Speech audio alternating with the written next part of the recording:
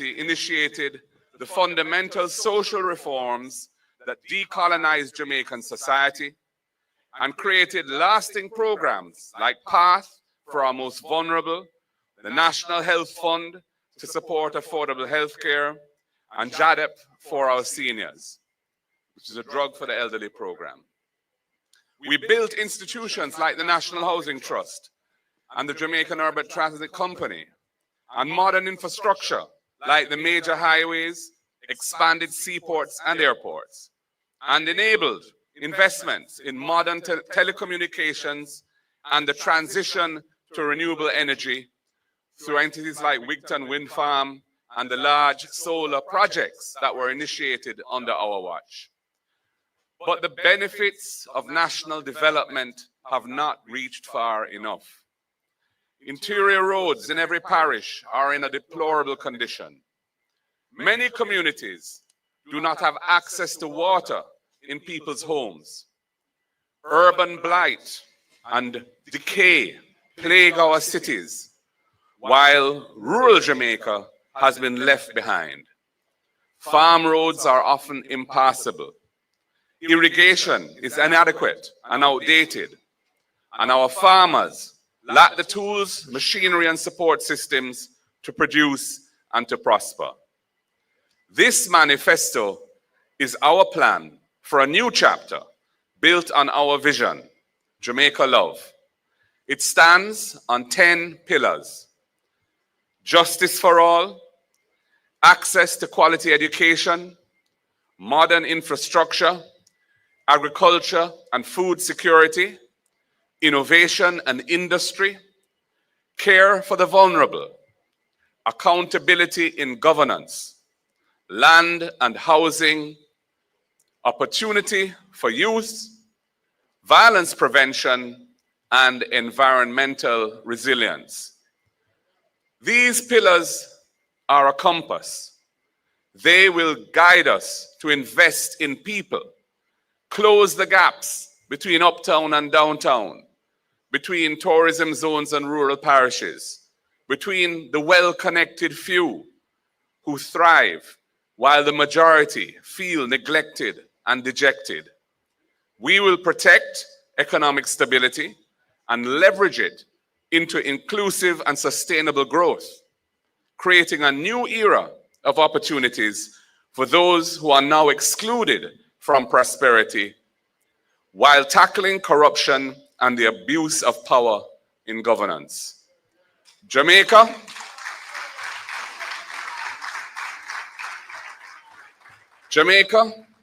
time come to lift our country higher.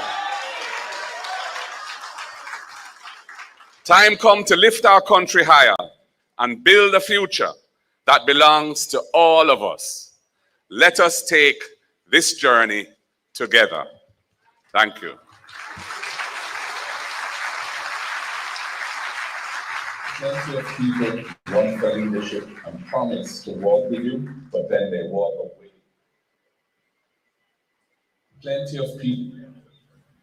In every constituency, on every issue, the People's National Party has assembled the strongest, most diverse slate of candidates in a generation.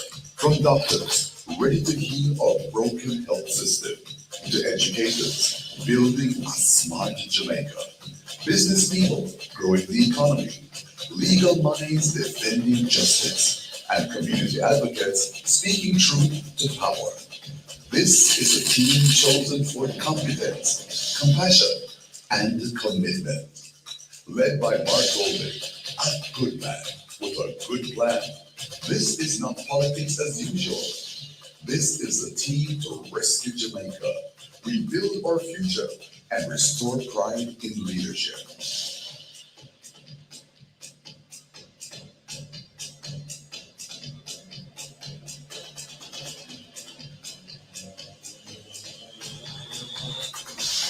Jamaica, time come. In every constituency, on every issue. Talk the truth. This look and feel like politics as usual? No, this is not politics as usual, ladies and gentlemen. And it is reflected in the vision, broken down in our Jamaica Love plan, we know that we have a leader who cares, who understands the intricacies and the intimacies of the Jamaican realities. And from his track record as a legislator, we know that he can build the framework to fix it. And as you can see from our slate of stunning candidates, all 63, he can mobilize talent to get the job done for all of Jamaica. Thank you very much, President Golding, for setting the tone and laying the framework. And now I ask you to join me in welcoming, as we explore the first pillar of Mission Jamaica Love, justice for all. A lady who has spent her days, and I suspect nights when we can't see, preparing for her presentations in the nation's Senate. She is a voice of courage and a champion for fairness in our laws and in our society.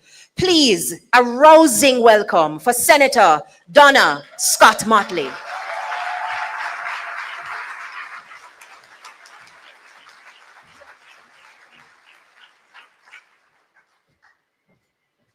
My fellow Jamaicans,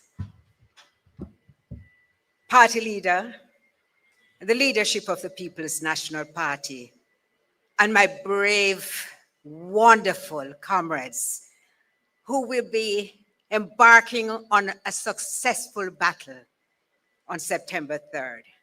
I bring you love.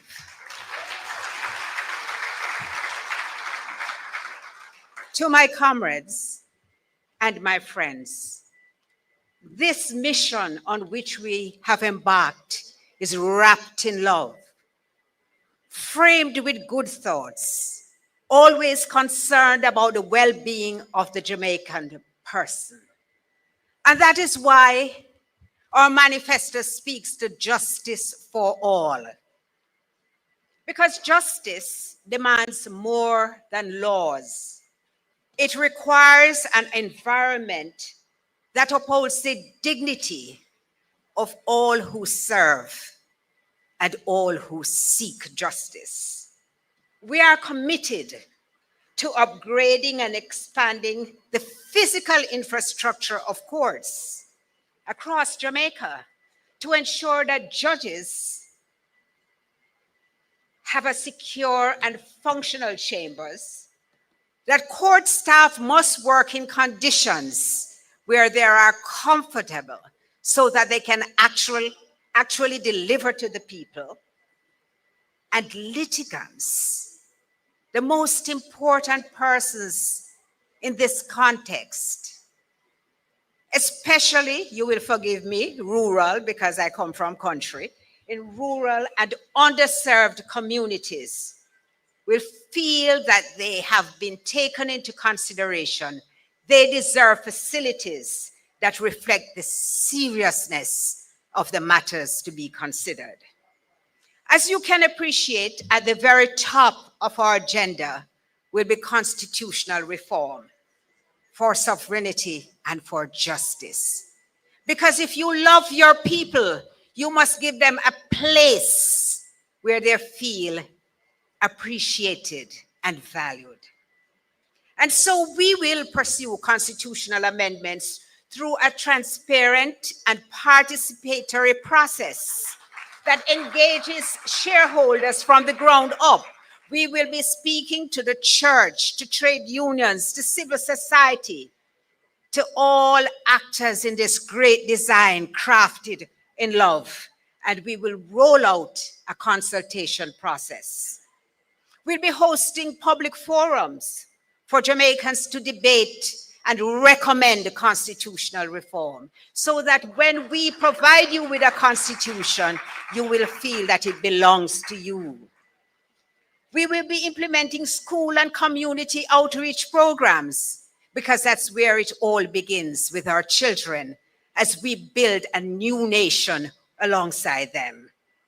Of course, we'll be launching broad public education and awareness campaigns, all aimed primarily at the outset with replacing the British monarch with a Jamaican president. chosen by the people and accountable to the people. We will make the Caribbean Court of Justice the final court of appeal. We shall replace the British, the United Kingdom Privy Council, and have a court which brings justice at the highest level to our people. We shall strengthen parliamentary accountability. We shall introduce impeachment and recall. And we shall have committees chaired by opposition members, because trust me, that is how you ensure that everybody upholds the values which they pledged to do when they took the oath under the Constitution as they were sworn in. We shall have a discussion and consider fixed election dates and term limits, and this is no idle promise. And to those of you who are not here but are listening, we shall expand the Senate to broaden representation to include the diaspora, persons with disabilities, and the Rastafari and Maroon communities. Inclusion for all. We will also prioritize legal changes that reflect our identity and deepen justice. You heard our manifesto in Patois? Well, we will recognize the Jamaican language as an essential part of our Jamaican identity.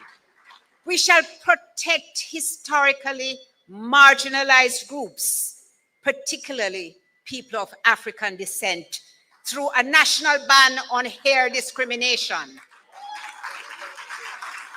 a reparations advocacy framework grounded in international law.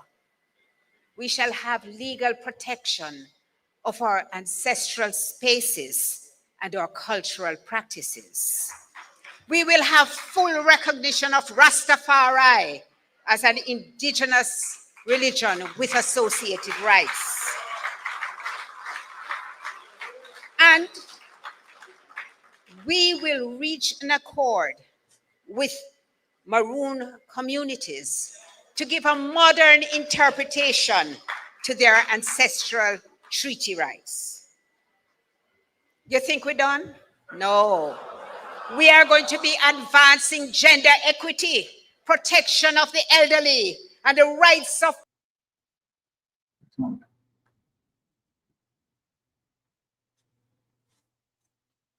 All right, all right. Blessings, panel. Of course, Pinks, you're the only person here so thus far. Brother Rattigan will be passing through. And of course, Melting Pot will be joining later.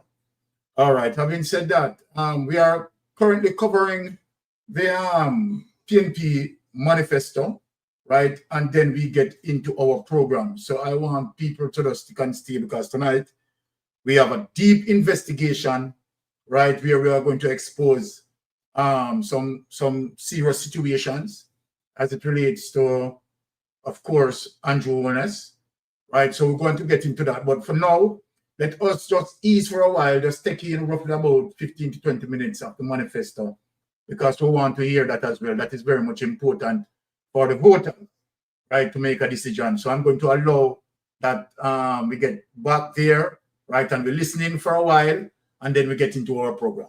All right.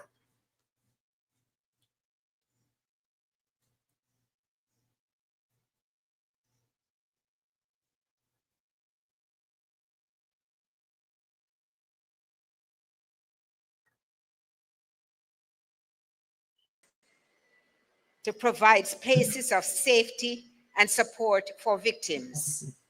We will enact a basic financial services law to establish minimum services which we, the consumer, should be provided with, so that our complaints will be heard and our concerns will be taken into account by financial institutions.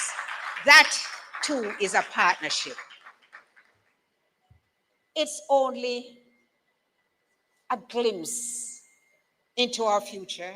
We have as our leader a man who passed the most legislation ever in the history of this country. And it was legislation designed to uplift the people at every time. So, comrades, the word is love. We bring you love as we bring you justice for all.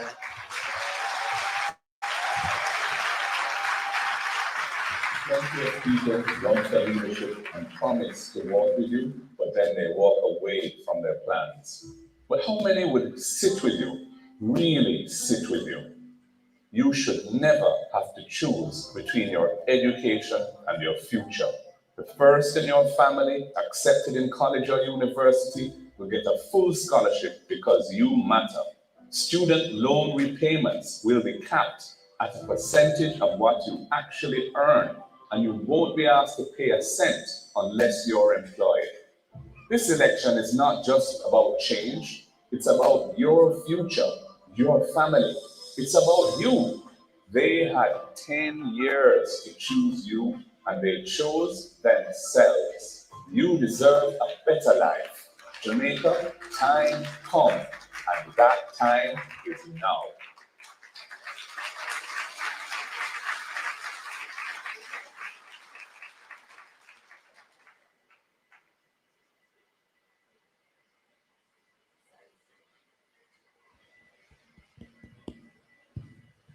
Indeed, ladies and gentlemen, that time is now. A round of applause again for the first presentation as we move through our Jamaica Love acronym. Now, one of our nation's favorite teachers is also on our slate of elite 63 candidates. And he must be wondering why I'm sitting with the M in the acronym, because this is the modern infrastructure panel. We don't do the A, access to education, as yet. Rest, rest, trust me. On this side, we can spell Jamaica. You are indeed up next. So following behind the justice for all conversation, we invite Senator Damian Crawford, a man known for his creativity in finding solutions, a passionate advocate in access to education for all. Senator Crawford.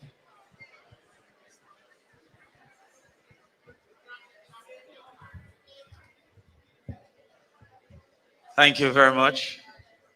I will stand on the protocols that have been observed, save and except to say a special recognition, of course, to the leader of the People's National Party, and as we hope, the next Prime Minister of Jamaica. I thank you all for attending, for your time and for your attention. And I have been tasked with speaking to you on access to quality education. Our position for education is based, first of all, on the reality that education is in crisis. And not only is education in crisis, there is great deterioration over the last 10 years. Some of the facts that we must acknowledge is that over 11,000 children are not achieving basic mastery at the 6th grade level in mathematics. Additionally, 18% are achieving 5 subjects, including math and English. That means 82% has not achieved the basic graduating numbers that we desire. Indeed, we have also recognized that there is a concern at the absenteeism, but also at the literacy level. In the last 10 years, literacy in 2015 reduced from 84% in 2015 to 65% in 2024. The same subject, about 5 subjects including math and English, reduced from 28% in 2015 to 18% in 2024. Therefore, we acknowledge that education is in crisis.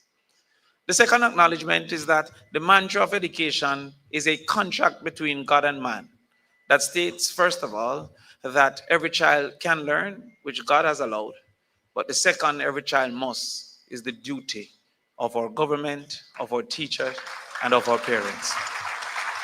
We therefore are committed to achieving that role that humans have gained in that contract with God.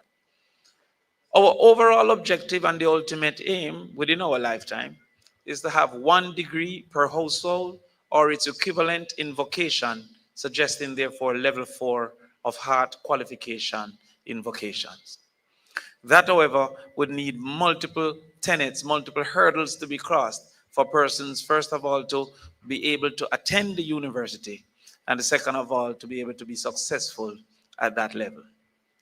We look at the first proposal that we have made for university, which is the first in the family scholarship. This indicates, therefore, that the first person to matriculate to university would receive, as indicated by the leader in his budget presentation, a full scholarship to the university.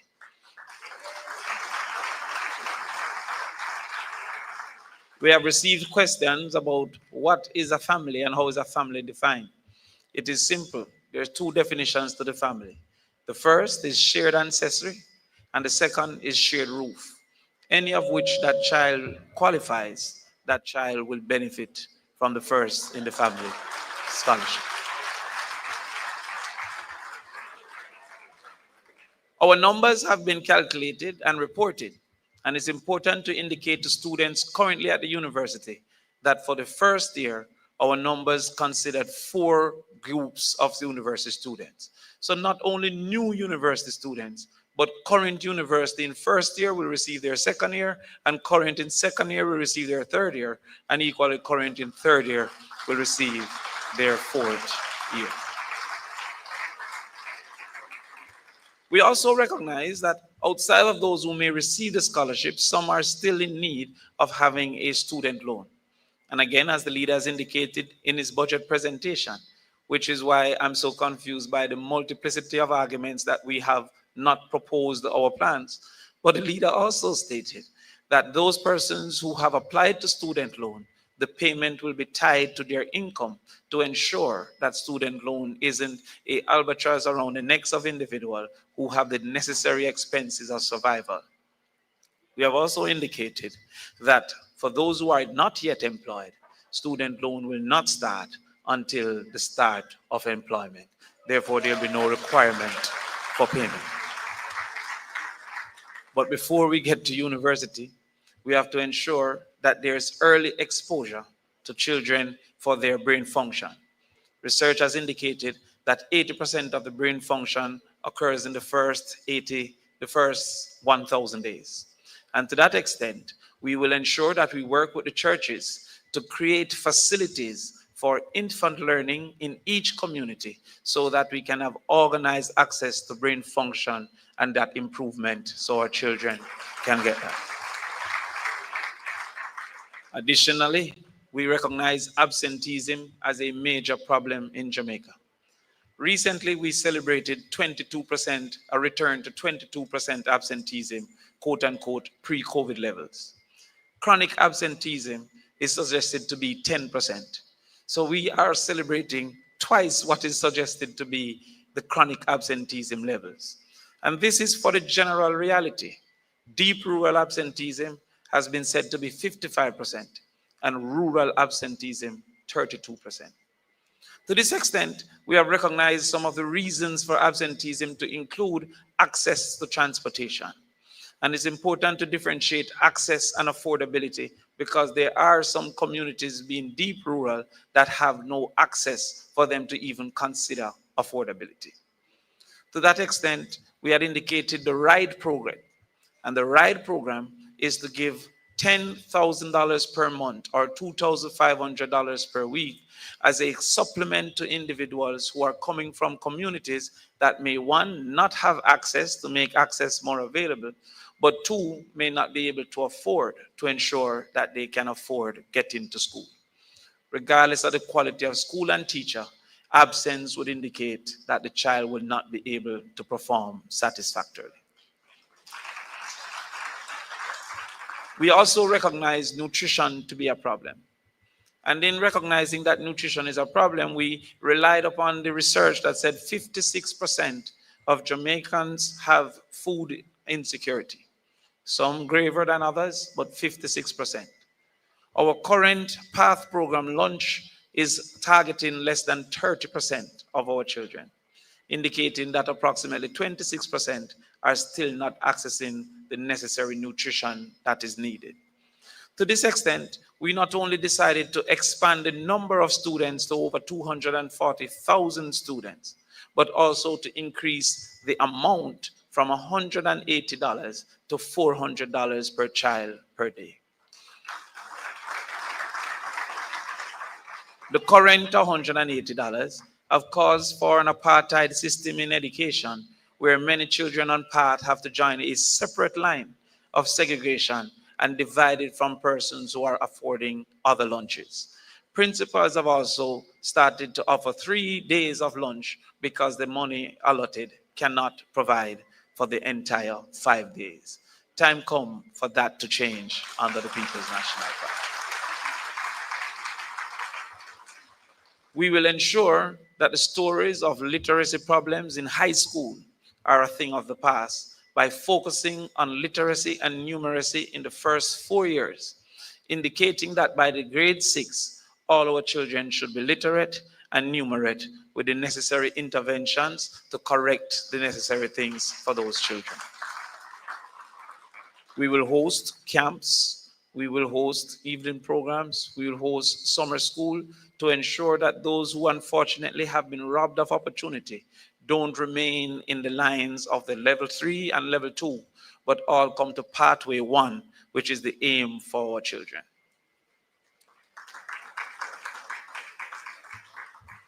Finally, we will ensure that our children have great access to the necessities of a teacher in the classroom.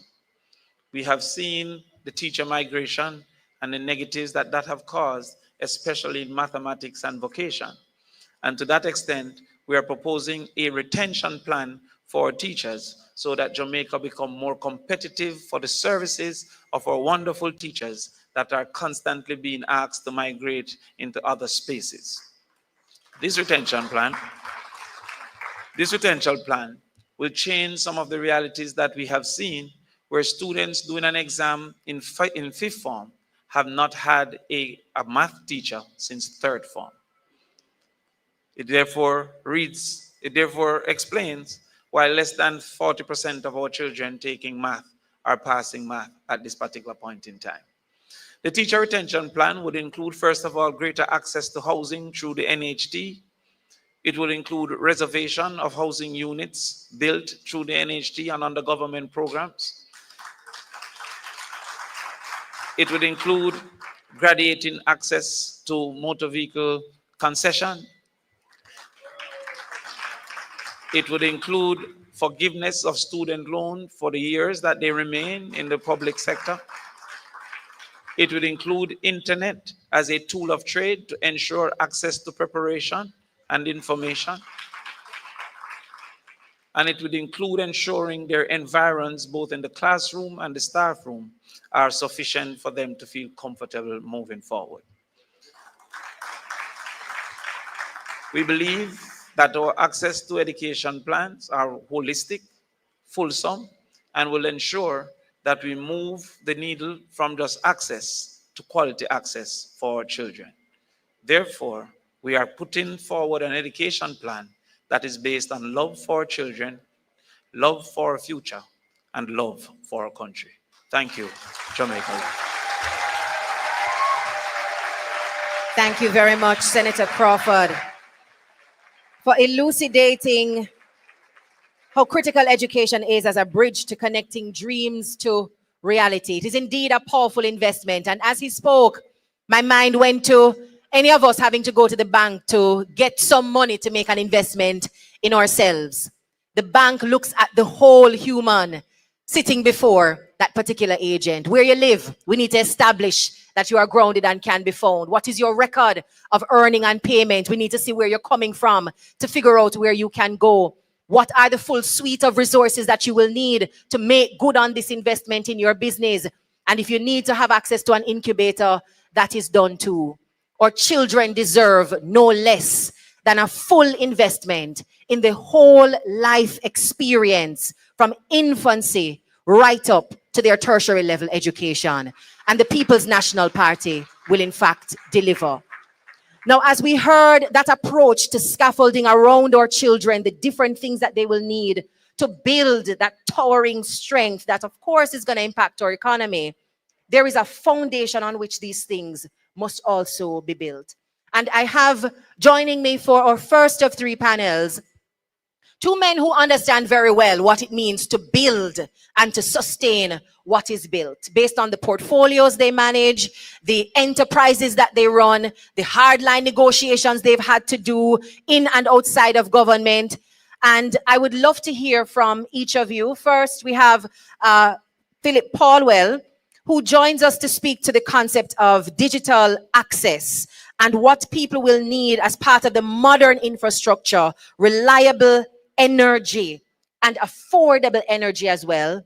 And I also have joining me on this panel, Mr. Mikhail Phillips, who will connect the dots for us around sustainable and secure access to transportation and road network. So for both of you, you serve in capacities and advocate around issues that form the foundation on which society arguably is built. Let's start first with your understanding of the role that you will play in the next administration. It is quite clear. Our leader has said to us at all our shadow cabinet meetings that for Jamaica to be able to experience true happiness and development, we have to grow the economy. Our economy has been stagnant under this JLP administration, and you're not going to get true satisfaction from our people unless there is appreciable growth. And one of the main factors against growth so far is the uncompetitiveness of our economy. And what has driven that has been the high price of energy. In 2012, when we returned to office, the price of electricity was 32 cents per kilowatt hour. By the time we left office, it was 23 cents per kilowatt hour. Today, the price of electricity is above 40 US cents per kilowatt hour. And that doesn't only affect businesses, but it affects consumers because electricity goes into every aspect of goods and services that we produce. So we have a plan, and we have been dying to get into office to get this plan back on track. Yes, we are still exuberant about getting things done in Jamaica. Now, what are some of the elements of the plan? And we're going to be coming from where we left off, because nothing really has happened in the last 9 years in energy. We had transform, diversify fuel sources. When we came into office, we were generating electricity, 92% of which was from fossil fuel. By the time we ended office, 60% of our fuel was being generated from LNG. We were close to 20%. For the first time, Jamaica was leading the Caribbean in terms of renewable energy. We established the single largest solar factory in Jamaica, 20 megawatts. And very importantly, Wigton, which was divested recently by the government, was a demonstration of how government can effectively implement a project of renewable energy, and it worked very well. So where are we now? We're going to build on the legislation that we passed in 2015 to modernize electricity. That legislation assumed that we would have been negotiating with JPSCO to end most of those provisions of the license that are not in keeping with a modern society by the year 2020. Mr. Vaz is just realizing now that the license is coming to an end in 2027. We wanted it to end in 2020, and we have precedent for that because it was our administration that ended the 50-year license of Cape Town Wireless.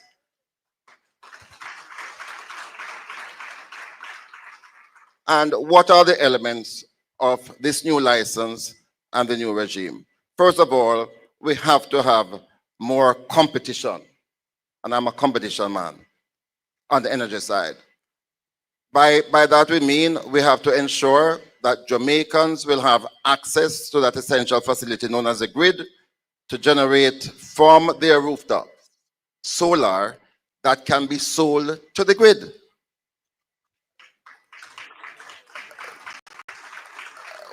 We have termed our plan Power for the People. Power for the people. And secondly, we also have to do a lot more in terms of large-scale solar generation. I'm a solar man because when we did that first solar project in 2014, the price of solar electricity was US 19 cents per kilowatt hour. Today, you can generate using the solar panels, the inverters, and batteries at below 10 US cents per kilowatt hour, and we don't have to pay for the sun. So we are going to be embarking on a revolution to bring the price of electricity down, focusing on solar energy. One element that we are going to tackle up front is the fact that so many of our people are so poor that unfortunately they steal electricity. And you and I pay for that, up to 20% of the bill.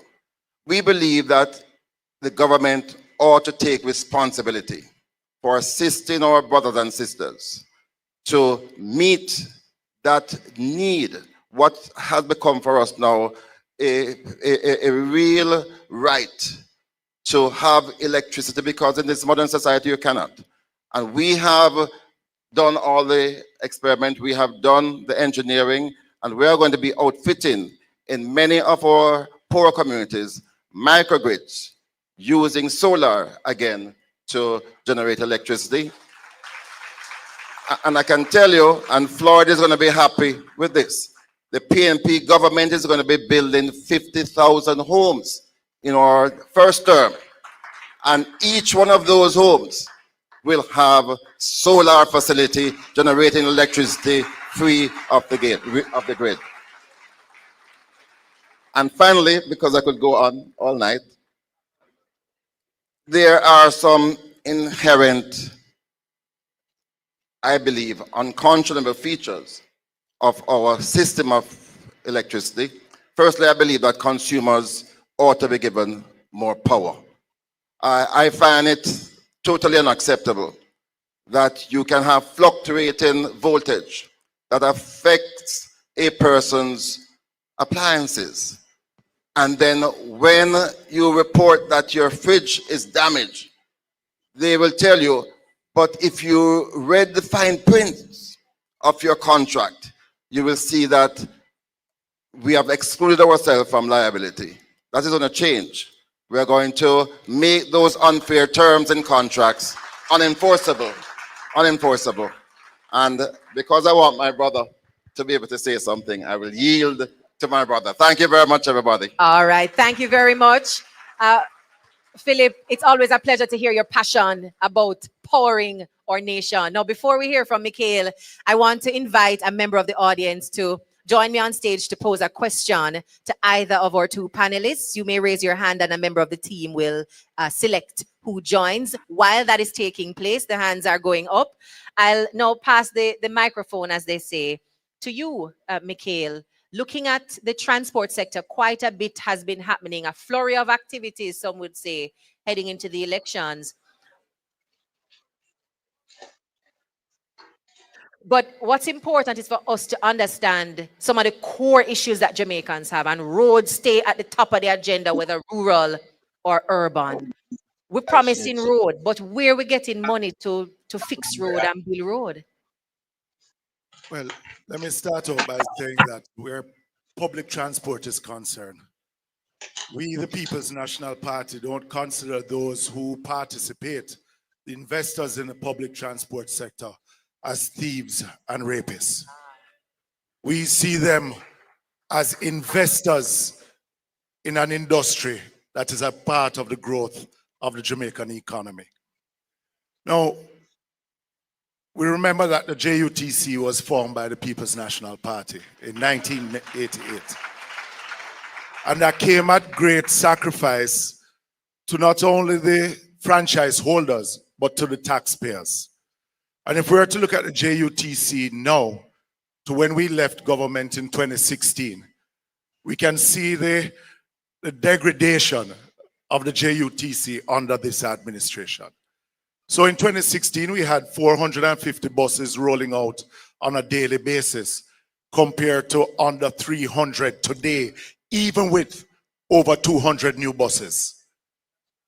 We saw the subsidy of the government of the day in 2016 was about 4 billion. Today it is about 11 billion. The losses of the JUTC then was about $2 billion. We're looking at about 11 billion for this financial year. And when Darrell Vaz is completed with the JUTC, we should see about a $17 billion loss this financial year. So we understand transportation. And we, as an administration, look at the ride sharing also, that we believe that those who participate in the ride share industry in Jamaica, and we do welcome competition, but they have to abide by the rules and laws of the country that they're operating in. Because we can't have those who participate in the public transport sector who has to apply for a PPV license, and then those who operate on the app decide that they operate utilizing the white plates, while we have young men are being prosecuted for running robots using the same white plates. So we want equity for all in the transportation industry.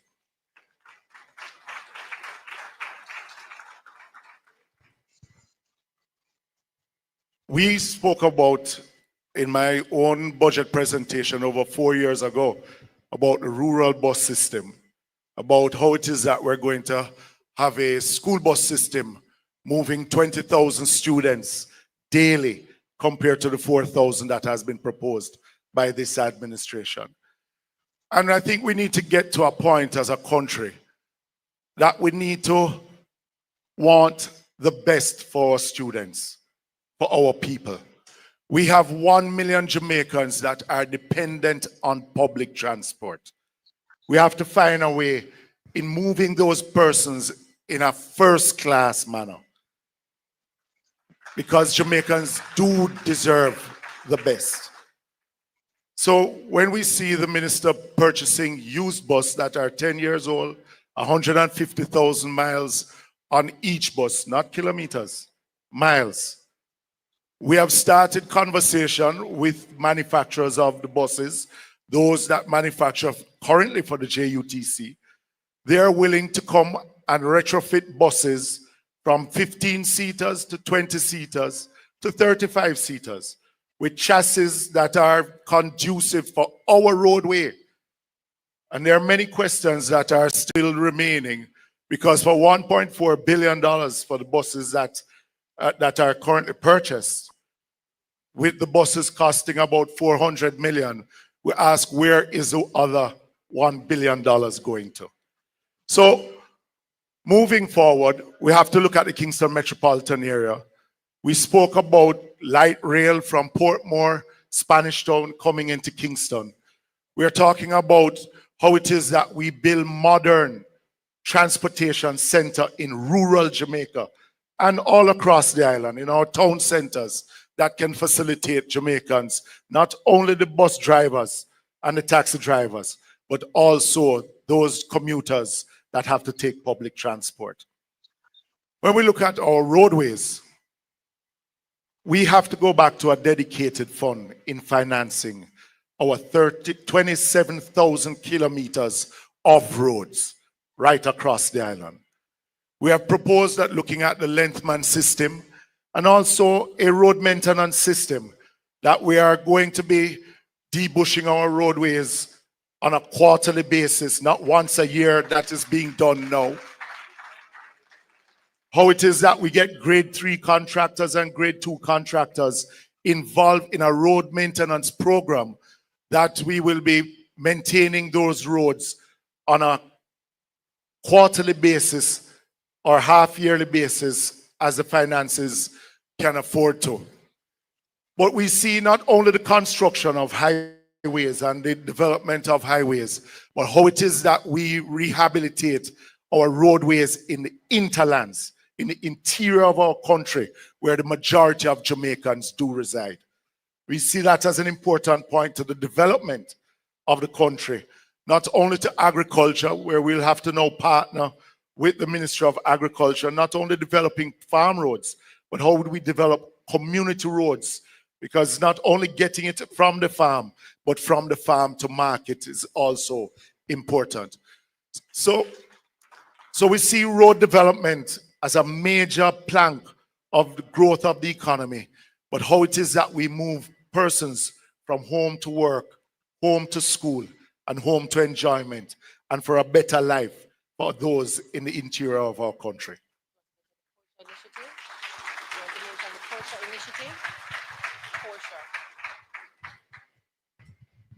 All right, thank you very much. We had, I think, a depth of and wealth of information coming from both of our speakers on this first panel. Hope you've been taking notes. So when the questions are asked about what plans we have for energy, what plans we have for education, for justice, for transportation and road work and maintenance, you're able to point to some of these key, critical and succinct ideas and commitments from the People's National Party. Please, a round of applause for Mikhail Phillips and Philip Paulwell. Oh, we're going to ask you to stay with us for a second while we introduce for an injection of creative energy. Ladies and gentlemen, she's no stranger to the stage, no stranger to the microphone, and having seen and heard her perform time and time again, no stranger to speaking to the soul. Please make welcome to the stage the effervescent and talented Jody Ann Pantry.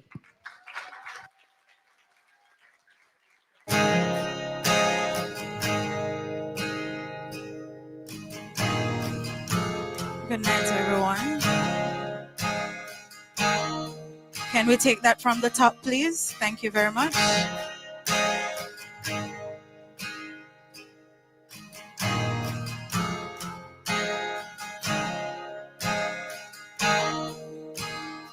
Can we take that from the top, please? Thank you.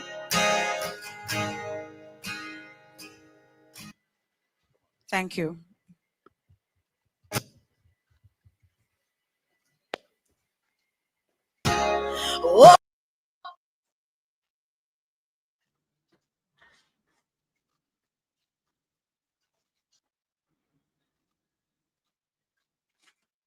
All right, my Jamaican people, we're just giving a little slice of the People's National Manifesto there.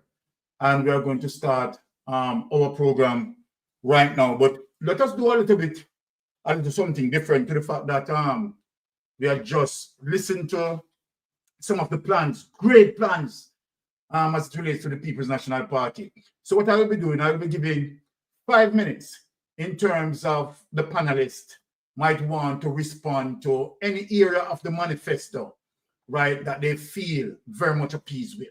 Let us begin with the Lady Spinks. How you doing, Lady Spinks? Yes, Uncle Byron, good evening.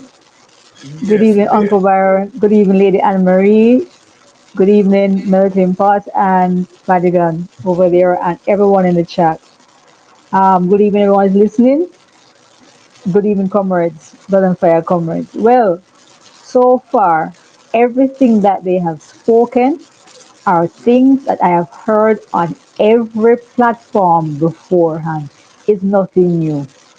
They're just repeating what they have been saying from last year.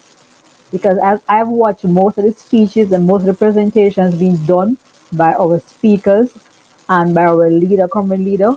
And let me tell you, there's nothing new, nothing much new added to it. It's just the icing here and there, but everything is basically what they've been saying all along. So we when people have been saying recently or have been saying that they do not know what the PNP plans are, they are lying outright because we have been saying it. They were not listening or they did not want to know. at the time. So now we formalize it and basically present what we have been saying as the manifesto. Now you can accept that we have plans and policies in place because we have been saying it, but we never said manifesto. We have been saying this is our plan, this is our intention, these policies, future policies. But now we say manifesto under the one headline. Nothing new, much has been said new by these speakers so far. I pass on to another panel member, please. Okay, Milton Pat, you have just heard some of the goodies in the manifesto, right? Tell us as it relates to some of the goodies that you like. You have 5 minutes to exhaust that to us. Well, so far the manifesto, as it relates itself to the mandate, because, you know, vice versa. Yeah, the mandate has been engraved from day one and all the various rallies that have been, you know, held around the country. From day one, it has been, you know, out there in the public space as it relates to building the country, looking at energy, transport sector, housing, and caring for more so the student, putting a package that will help parents to get their kids to school in a more easier way as it relates to expenditure. So the People's National Party policy has been out there from day one. As Lady Spinks rightly said, it's just, you know, a continuation in terms of repeating to the general public electorate more so as to what policy the People's National Party will have in place. And that policy is a policy that will help to grow Jamaica in all aspects. It's a built-out policy, so to speak, because education is the key backbone to building a strong economy, because you have to have bright-minded people within your society to help to grow your economy. So that is a key aspect of it. And more so, housing will come and streamline as it relates to going back to the fundamental, you know, background of what the National Housing Trust should be in terms of caring for the, you know, poorer class of people in terms of making affordable houses for them and not high-priced houses as we have seen the Jamaica Labour Party has done. So the National Housing Trust will return to its former glory in terms of, you know, moving out some high-stake players from within the National Housing Trust and making it more accessible to the people that contribute to it. And I yield back the floor. Okay, Brother Ratigan, over to you. What are some of the strong points that you have taken from this manifesto? You're muted, Mr. Ratigan. Yeah, good night, everybody. I like the piece about access and affordability for the transportation for children, particularly those in the rural areas, and the piece about teacher retention, all the things, you know, housing, vehicle, safe environment, all of that, and then the piece with Michael and Philip regarding energy and transportation. Just keep in mind, people, that a manifesto is aspirational. It's what you intend to do. When you get there, it's something else. Because when you get there, if you don't have the resources to do it, something different. So while I'm I'm enthusiastic about what I'm hearing, because all I'm hearing, it's about putting people first, second, third, and put the public servants fourth. And that's my mandate, that no matter who wins, we take care of the people first, we take care of the people second, we take care of the people third. Then the public servants, they can't worry about them. So everything I've heard so far, I really like, but there's just this little thing in the back of my mind saying, let's wait and see, because we don't know what's going to be there in the coffers when we get there. And so, you know, and that's the thing that I'm a little bit concerned about. Not overly concerned at this point, because I think based on the people I've spoken to and based on the platform, I think that we have some qualified people in the opposition, extremely qualified people, young, brilliant, enthusiastic people that will make it work. And I don't want to rain on anyone's parade, but there's just a little part of me saying, you can't make blood out of stone. So I just want to see what's there when we get there. And this goes to a point that has been made many times over on this program, that there must be an audit. Once you get in, there has to be an audit. I yield. Well, there you go, hearing from Brother Rattigan. And I agree with you, Brother Rattigan, in some aspects as it relates to not knowing what is in the Treasury to make the mandate, right, being executed 100%. However, what I really like as it relates to all that I'm hearing, right, I love everything, but the singular thing that I really love, my panelists, is to the fact that when we think about energy, right, energy is the stimuli of the economy, right, because energy bleeds in every factor of the economy.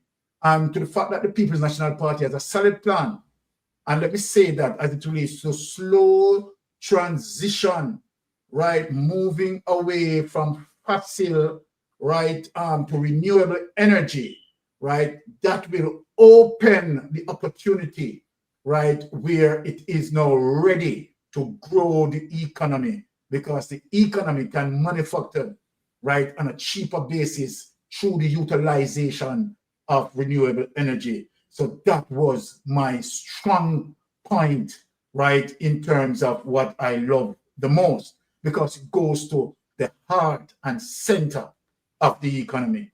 Now, let us get into our business, because tonight we are going to dig into some serious investigation. And I wish every single person would tune in, right?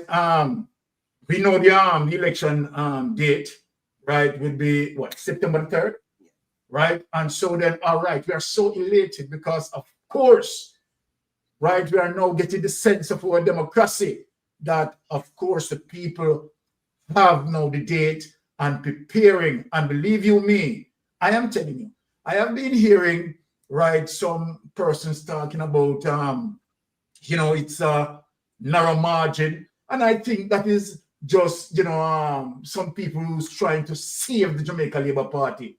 Let me say this. I am looking at the least 50 seats taken home. And I want people to quote me on this, you know.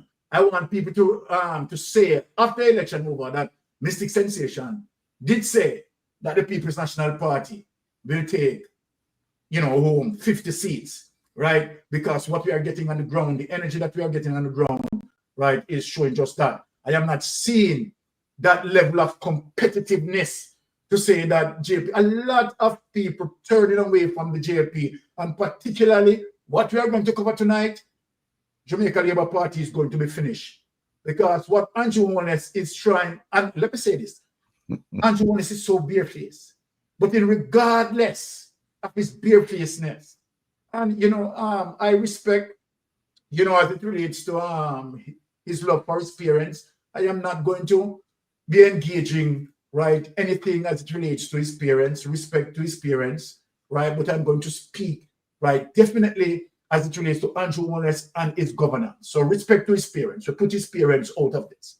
Now, for Andrew Holness and his governance, we found you guilty, and tonight we are going to show, and I'm glad that Brother Rattigan is on set, right, as an experience, right, FBI person in terms of what I'm going to go through. I'm going to point out some things. We're going back to the Berisford affidavit and touch an area that you had never touched, right? So we're going to touch that, and we're going to point out some key issues, right?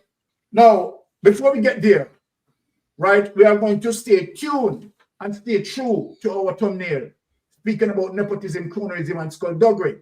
And one of the first persons that we are going to bring up on our side tonight is Christopher Tufton. Putting Christopher Tufton under our surveillance. And let me tell you, Jamaican people, $92 billion, right, unaccounted for in our healthcare. It's no joke. It's no joke. And we are going to show you where Andrew Holness administration, as it relates to Christopher Tufton, right, is in serious predicament with the Integrity Commission investigators as it relates to what we are going to reveal. We are going to show, right, the situation as it relates to the amount of money that missing out of healthcare, and where we have a permanent secretary left the island as a result of that permanent secretary unable to give an account of billions of dollars unaccounted for. It's very serious. Christopher Tufton is going to have to answer. So look at the program that we are going to run tonight, and you are going to come with the same agreement. Now, some time ago, Christopher Tufton speak about $7 billion modernization of UHWI. We are going to prove to the public that indeed, skullduggery, right, nepotism and cronyism is a part of why, right, billions of dollars being missing. Without any delay, let us get into it. The Jamaica Cleaner, $7 billion modernization of UHWI. There's a significant reason why I'm going here, to show Jamaican people that there's a pattern as it relates to Christopher Tufton at the helm of the Ministry of Health, and why certain things have been taking place, right? Christopher Tufton could have stopped it. The permanent secretary could have stopped it. And we are going to show solid evidence as to how they could have stopped it. But the question, why they did not stop the bleeding as it relates to in the health ministry. Now, $7 billion modernization of UHWI to start this year. And people, look on the year. We are talking about February 11, 2022. I want people to mark this, because this now has been budgeted for as it relates to the 2021 budget, 2022 budget, right? So this money has been budgeted for $7 billion. Now look at this, people. The government is planning to spend $7 billion over the next 4 years. And remember, we are talking about 2022 and 4 years from that, between it started 2022, right? 4 years from that would be 2026. So this project should be near finishing, because this is 2025. We're going to show you what they are doing as it relates to the level of criminality. So the government is planning to spend $7 billion over the next 4 years on the redevelopment and modernization of the ailing 69-year-old University Hospital of the West Indies, right?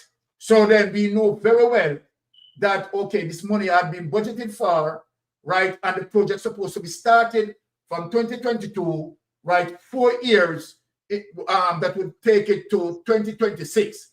So this institution should have been now, right, partially near finishing, because this is 2025.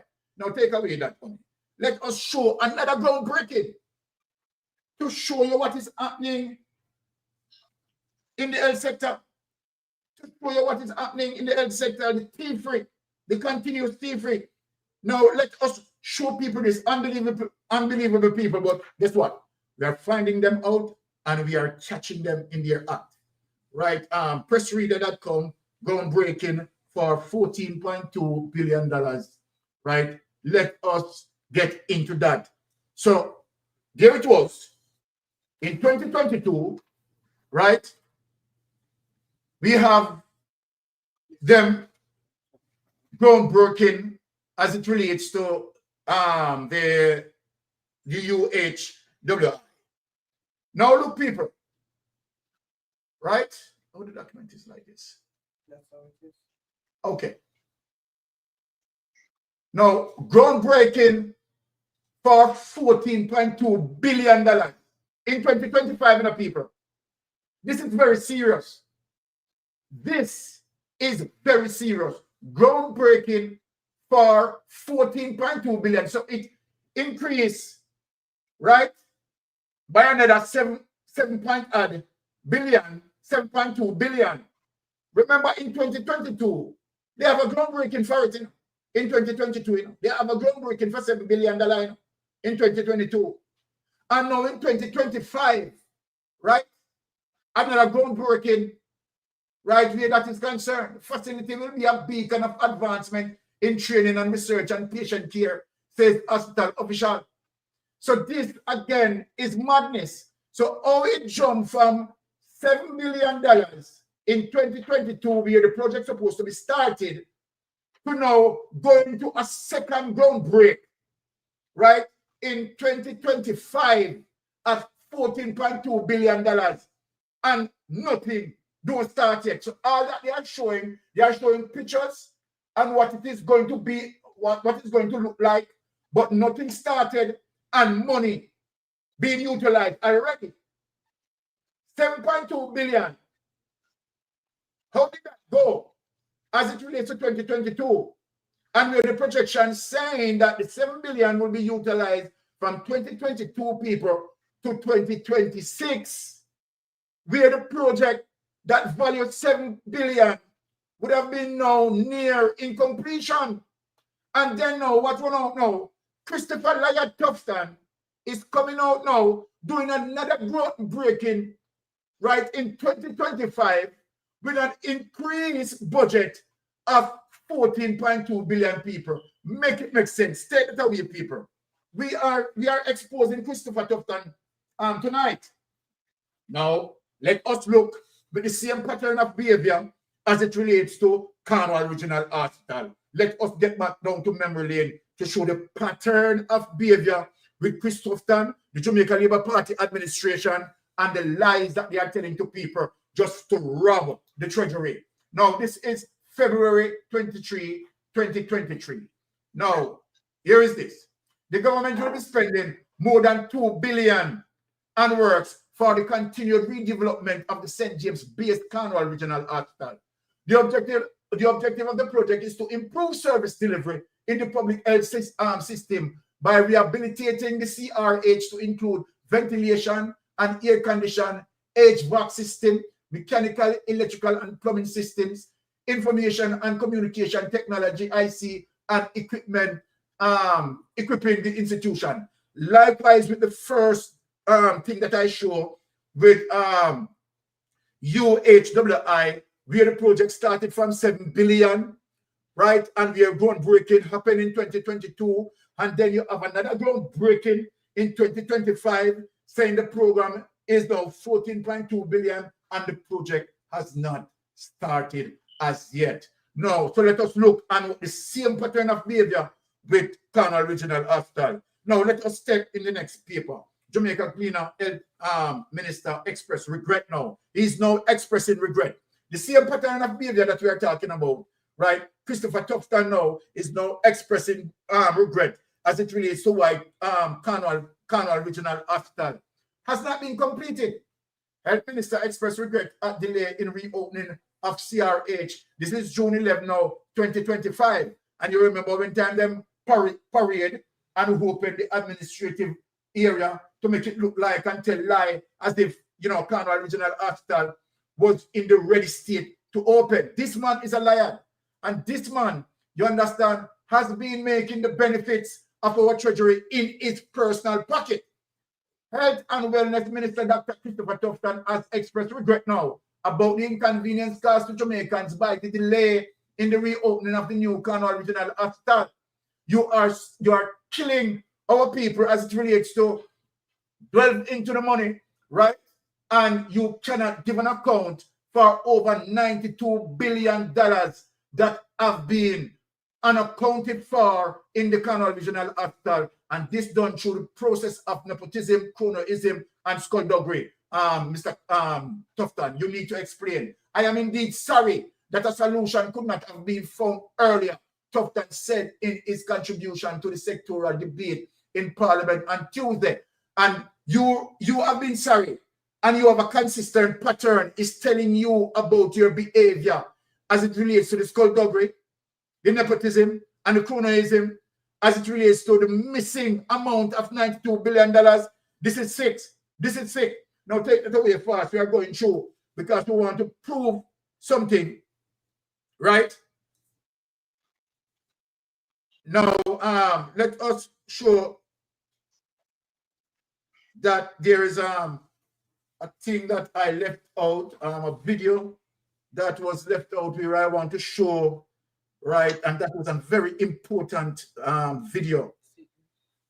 That was a very important video where I show that Tufton should not make any mistake, right, over the rebuilding, the refurbishing of the hospital. Should never. Okay, let me send it back on it to you. This one? Hold on, let me send back this to you. Sorry, my people, because I want to show evidence, for people to see. Oh, take it at the bottom. I want to show evidence that Christopher Tufton, his permanent secretary, right? Andrew Holness, right? The cabinet secretary, right? They are personally benefiting from these missing funds. Look at this, what I'm going to show people. That's why I get this video. Look at this.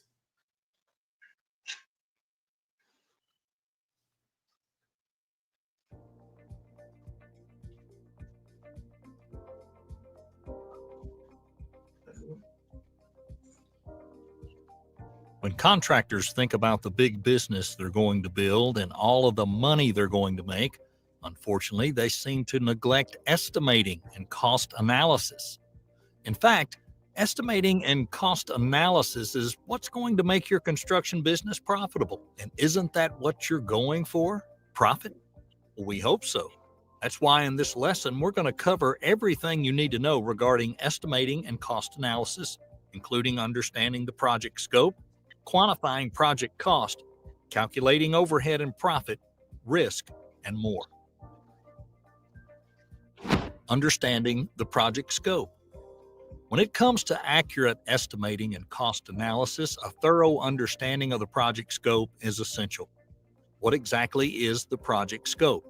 Well, the project scope refers to the specific tasks, deliverables, and outcomes that are required to complete the project successfully. It's crucial that you review the project scope carefully to ensure that you're accounting for all the necessary cost.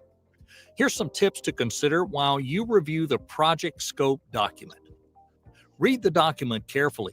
Highlight anything that's unclear or confusing that might need clarification.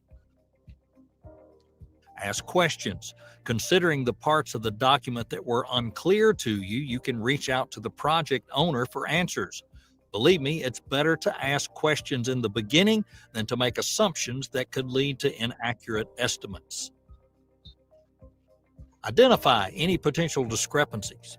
Comparing the document with other project-related documents, such as the architectural or engineering plans. Consider the project schedule. Understanding the project schedule is essential to determine the resources required to complete the project on time. Be sure and identify any tasks that may require additional resources or time. Quantifying project cost. Quantifying the project cost involves identifying and accounting for all of the costs associated with the project. That includes labor, material, equipment, and any other necessary expenses. While quantifying the project cost, here's some tips to consider. 1. Break down the project into smaller, more manageable tasks. This will help to identify the specific resources required for each task and allow for more accurate cost estimates. For example, if you're doing a complete home renovation, it would be a good idea to break the plumbing work and electrical work into different categories or tasks. Want to view the entire lesson as well as all of the other lessons included in this course? Take that away. right, I bring this clip of evidence to show Jamaica that the consistent cost overrun is deliberate by this government. And as you see that as it relates to estimate and cost analysis, when it comes to government contracts, should have been taken place. And if that has been taken place, there's no way, Jamaica, you are going to see a project that budgeted, right, as it relates to 2022 for $7 billion, right? If careful estimating and cost analysis had done. And then in 2024, 2025, you have seen now that it jumped more than 100%. There is no way you could have that. If you have the government looking after our interests, if you have the permanent secretary, right, ensuring that you have an estimating and a cost analysis done.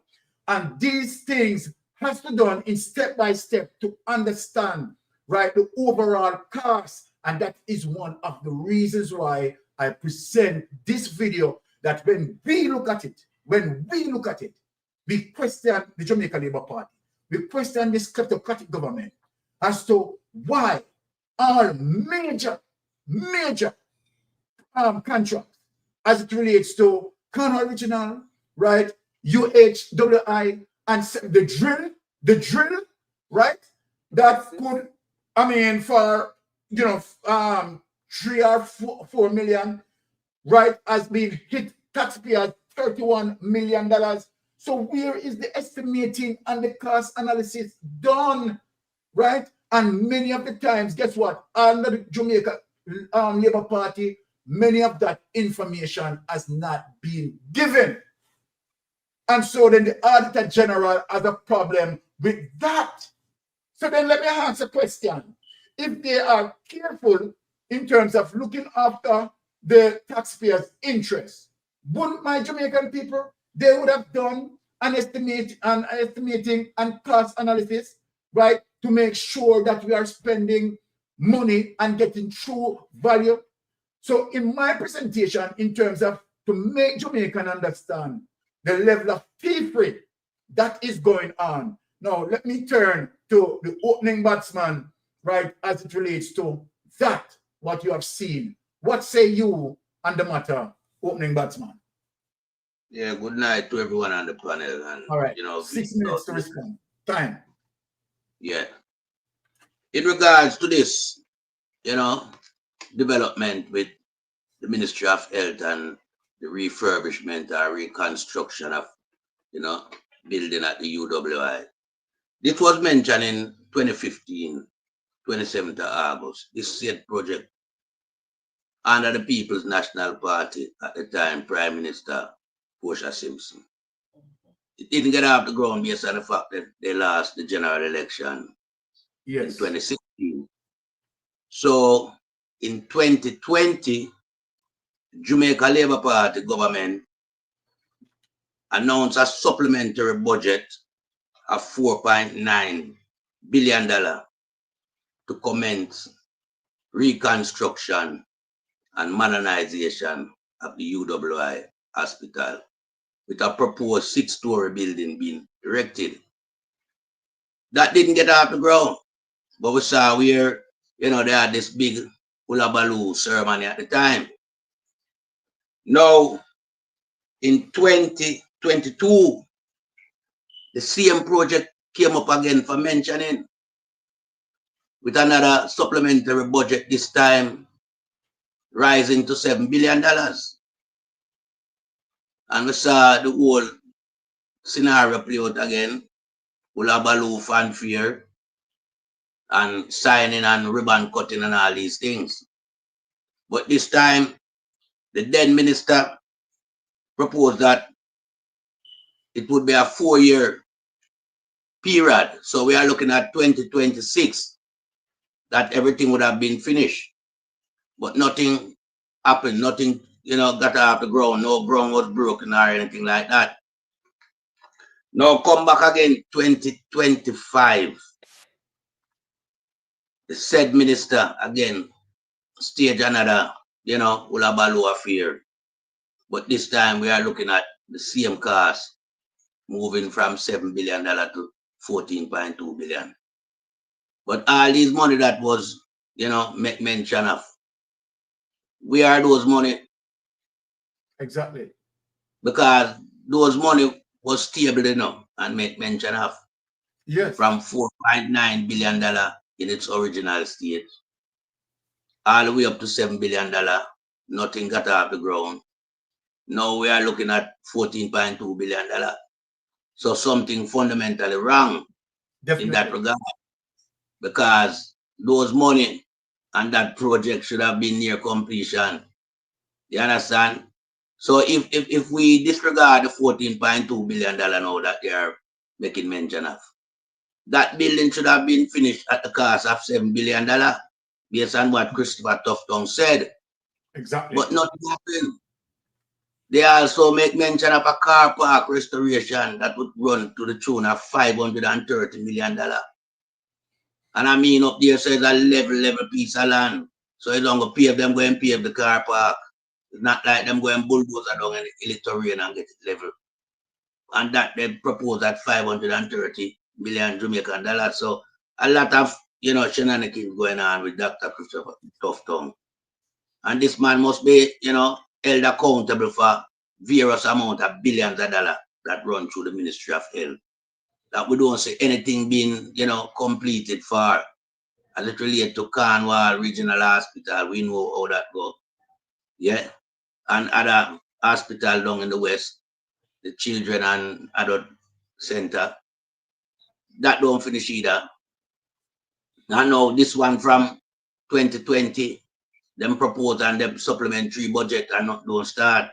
So they've been using the health sector to rip off the country, more so at the developing stage, like restoring the building them, and making some hefty budget.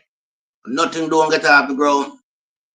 So we have to ask Christopher Tufton, the Prime Minister, and everybody that involved, yeah, the permanent secretary, them and all these people, what is happening?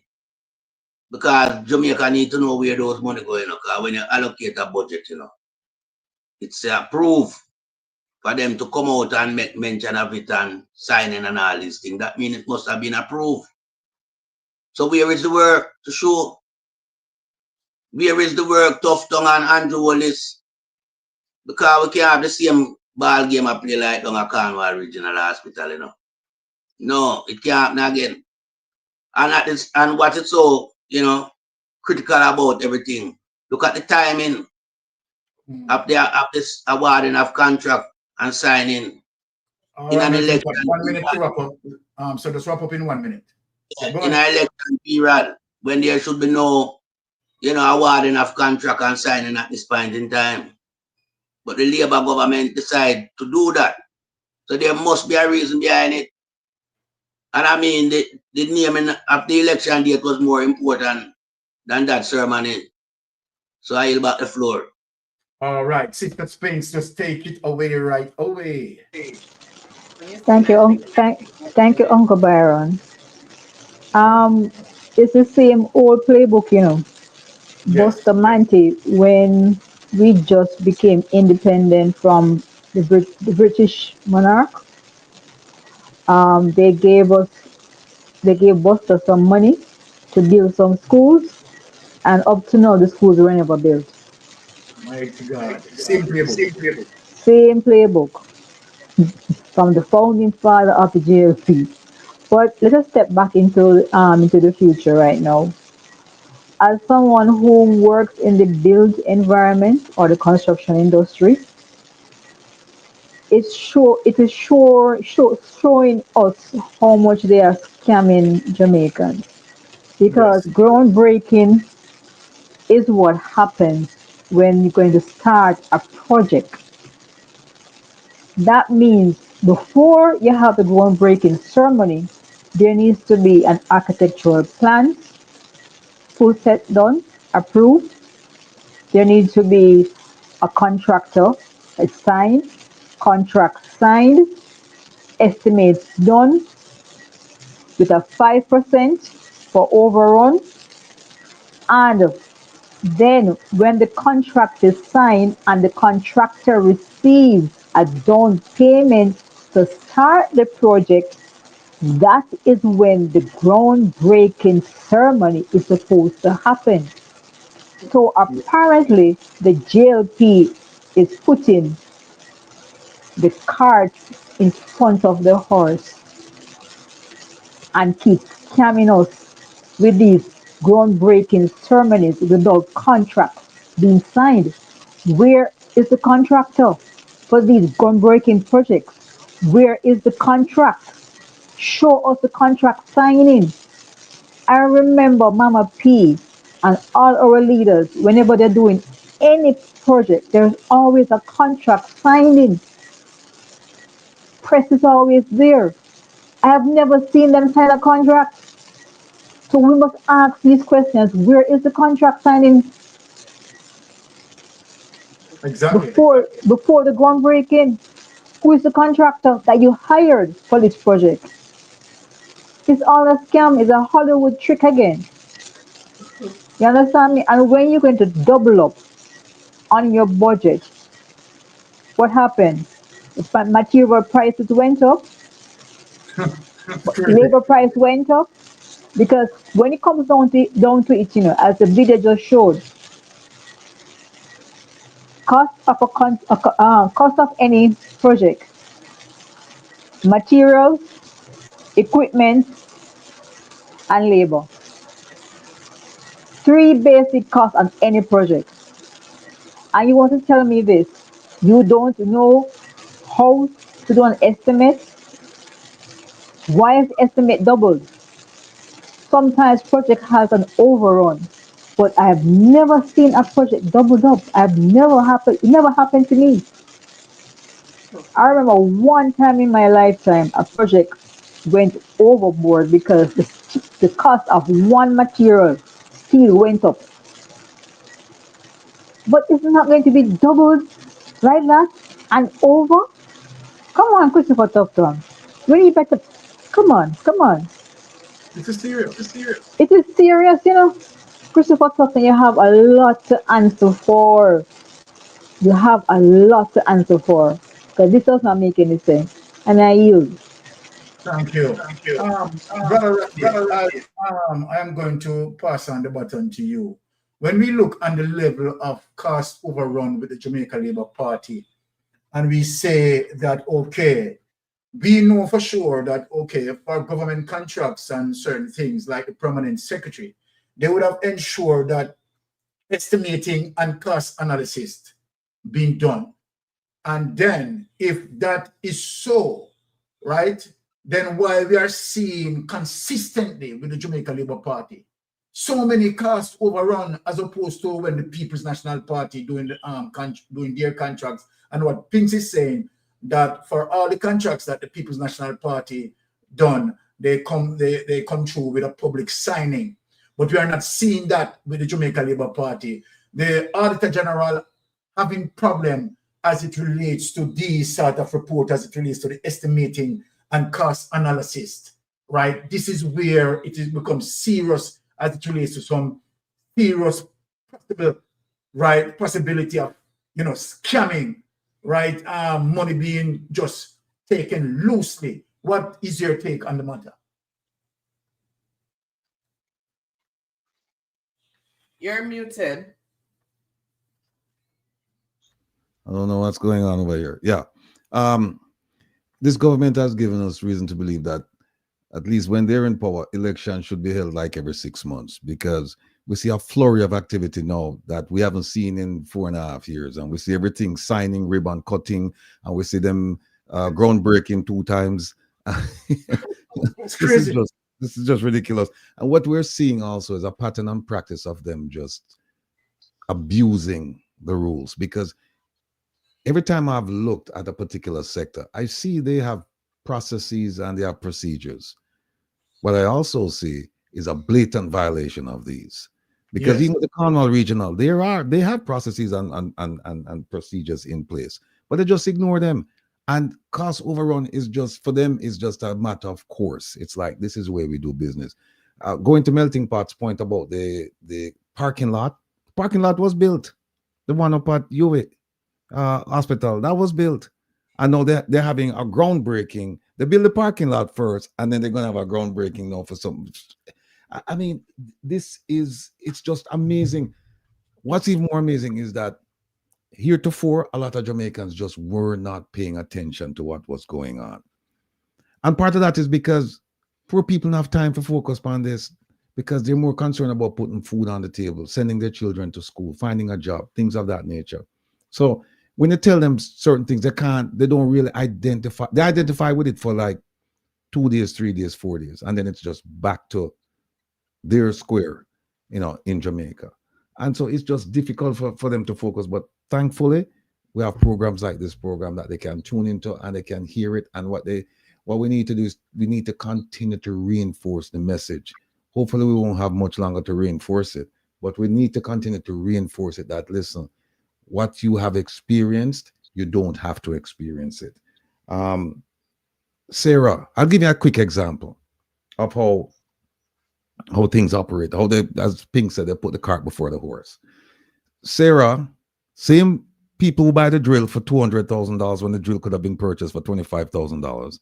They issued a contract to Guardsman, Marksman, and a third company for 3.1 billion Jamaican dollars over 3 years. The contract just started. What's the purpose of the contract? To provide security for a few hospitals. For what? There's nothing in the hospitals. They don't have any supplies. They don't have any equipment. They have patients. So I don't understand what's the purpose of the security. But these are the things we need to pay attention to. And you know what? You know what happened? It came in under the radar. They did it during the height of it's still going on now, the rural school bus program. And they just reported it. There was no investigation done. And someone in the chat mentioned something about the difference between an investigator and a journalist. And they're absolutely correct. It's a host of problems going on out there. And this is happening despite the fact that you have a procurement officer in most of these ministries and you have a permanent secretary. So I was going to say something, but I'll just leave it at that. Okay. All right. So that's your take, Ratty? Yes, sir. Okay. Thank you very much, Brother Ratty. Now, my Jamaican people, we are going to get back into Craig Berisford affidavit. And we are going to touch areas that we have never touched.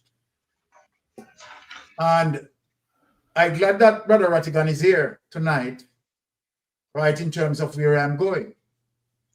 But Jamaica, I want you to listen to me keenly. Since we are going into the general election September 3, I want people to listen to what I'm going to say. Let me give you what we are going to break down tonight. We're going to talk about Andrew Holness and 2 agents of why Andrew Holness is wealthy. I mean, rotten rich. And we're going to give these 2 agents, right? Now, we are going to look on Robert Gavin. And we are going to speak on something. Robert Gavin is responsible for the large wealth of Andrew Holness between the period 1998 to 2008. I want Jamaican people to listen to me. My brother Rattigan is saying, wondering where Byron is going with this. Yes. Robert Gavin is responsible for the large wealth of Andrew Holness between the period 1998 to 2008. Darrell Vaz, responsible for the continuation of Andrew's large wealth between the period 2008 to 2021, and in extension, corrupting the procurement process where the rural school bus program is of concern. People are saying backside of what we're going to know tonight.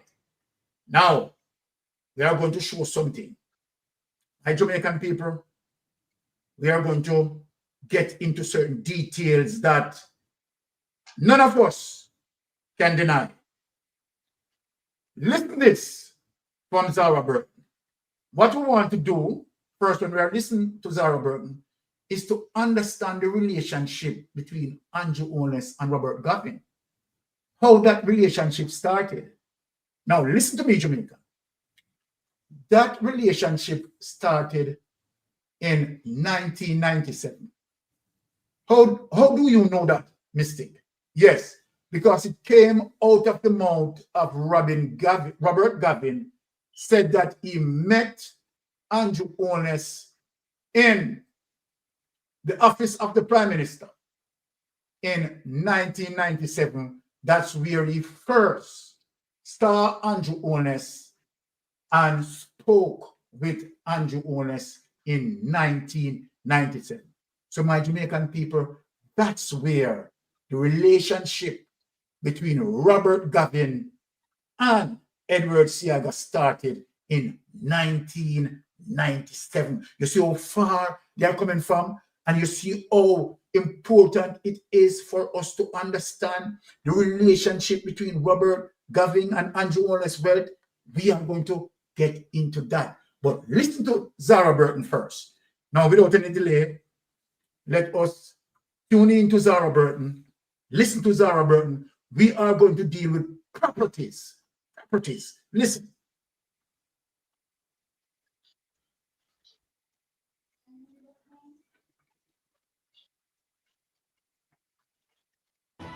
Join us in a partnership for prosperity. Let's change Jamaica for the better. Choose prosperity. Does he own other entities in there, in ADMAT? In ADMAT? Yeah. I think he has at least one other property in ADMAT. And where is that?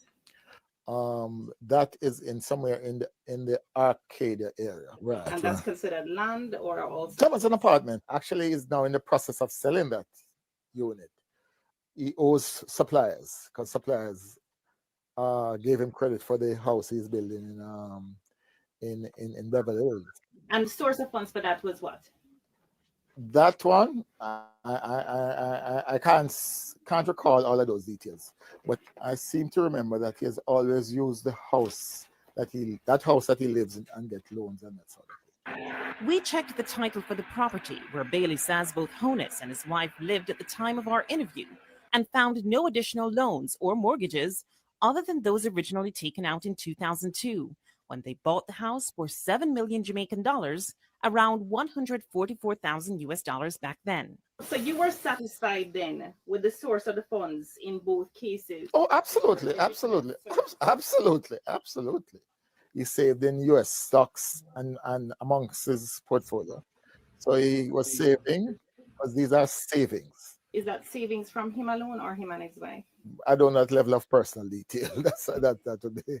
Yeah, I don't know that level of what you know. Is there any evidence? I know of nothing. I know of nothing else that he owns in relation to ADMAT. Okay. He currently owns it.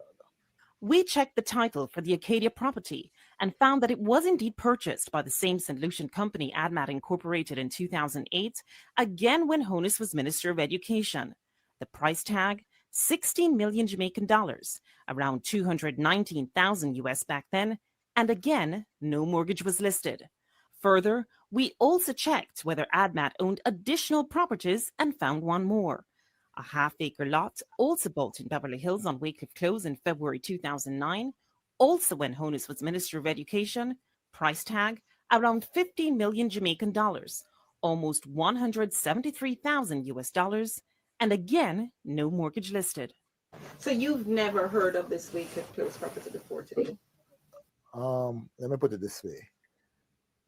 I have never handled, and when I look at the transfer, I see the names of lawyers who I know. And he's entitled to have more than one lawyer. We all have to eat. So all told, when it comes to properties, there's the Great House Boulevard home that Holness and his wife bought with a mortgage while Holness was a mere member of Parliament. And in the 4 years he was Minister of Education, earning the equivalent of around $60,000 per year, or $90,000 with allowances, there was the Arcadia apartment, no mortgage listed. The land at Waycliffe Close in Beverly Hills, no mortgage listed. The land for the Shenstone Beverly Hills house he's building, no mortgage listed. And around $525,000 spent building the house in the 3 years after Honus's Jamaica Labour Party lost the election in 2011. Holness, through a member of his team, said he wouldn't comment on the source of funds for any of his properties before the election, but even after, he didn't. He also said he would make his financial statement public at the end of March 2016, but he didn't. Despite several calls to Juliet Holness, a property developer, chartered accountant, and newly elected member of parliament, she didn't get back to us. All right. My Jamaican people, look where I'm going now. I am going to go back a little into Berisford affidavit, Craig Berisford affidavit. And I want the panel to just really pay attention in terms of where I am going. Now, Zara Burton had done her investigation in 2016, right? Andrew Holness, right, is telling, right, his lawyer is saying that Andrew Holness used loans, right? Loans, and this is what is going to put Andrew Holness in serious trouble. That he get loans to assist him. Well, what Zara Burton is saying, that her investigation and her checking, right, what the lawyer said, no loans were found. That's why it is important for you to listen what Zara Burton is saying. No loans found on those properties. Now, the investigator is discovering the very same thing that Zara Burton discovered. Let us get into Berisford affidavit. Get into it and go to page 24. Something we want to show the people. This is not wish hunting. This is serious against Andrew Holness. This is not bad mind that the man make little money and we bad mind him. You make query, yes, right there. So, hold on. Yeah, hold on. 13, that's page 13, 24. Oh, yes, right there. You're right. Right there. Yes, good. No, come on, query. Now, people, I want to see this. Query and explanation over on the right. Now, Canadian Limited, amount invested in acquisition and source of funding 2003, right? LUHRS 360 SX Express sports fishing vessel. Okay, they can't see. Okay. Sports fishing vessel, right? Documentary evidence supporting the transfer of shares, right? And other shareholders. Okay, Mr. Holness' explanation for that, as it relates to that query. Mr. Holness explained in his financial journal that the company Canadian Limited was registered to facilitate the acquisition of the boat. When the opportunity arose in 2008 to acquire the boat, the agreed sale price was $220,000 and was to be borne equally by the three shareholders, Andrew Holness, Ian Moore, and Paul Heath of the company. He noted that the purchase was to be financed by internal transfer among all linked account holders. Mr. Moore initiated the purchase and transferred the amount to the vendor. Mr. Holness said he paid $40,000 from his all-linked account to Mr. Moore. No additional amount was paid over as all-linked collapsed shortly thereafter. Mr. Holness said he transferred his shareholdings and resigned as a director as per his letter dated September 30, 2014 to the remaining shareholders and director. Now let us come down here so people query. Yes, query into ADMAT. Come people, make a dig into it.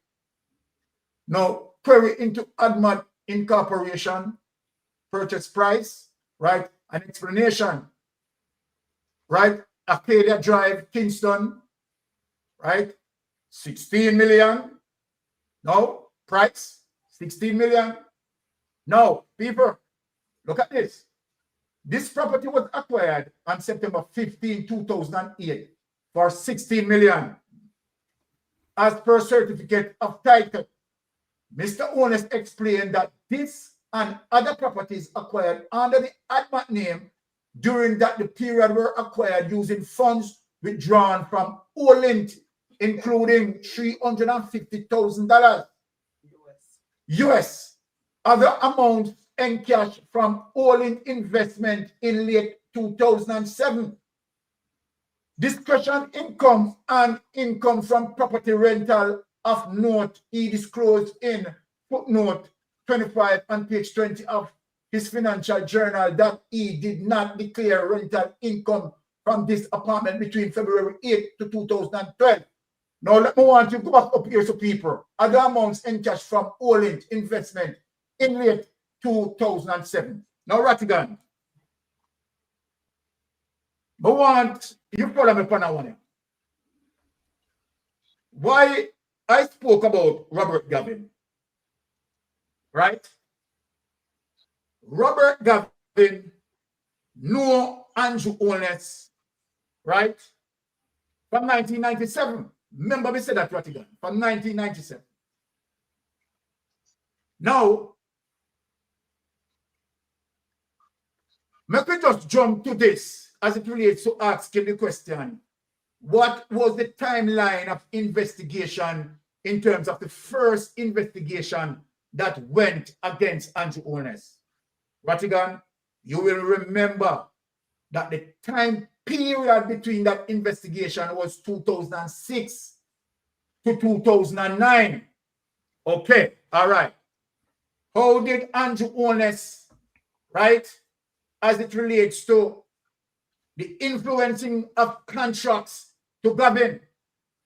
Remember the investigation stated that Robert Gavin, Andrew Holness, right, had influence, right, contract to Gavin between the period 2007 to 2009 when he was in the Ministry of Education. Jamaica, I want you to follow me on this. Now, where am I going?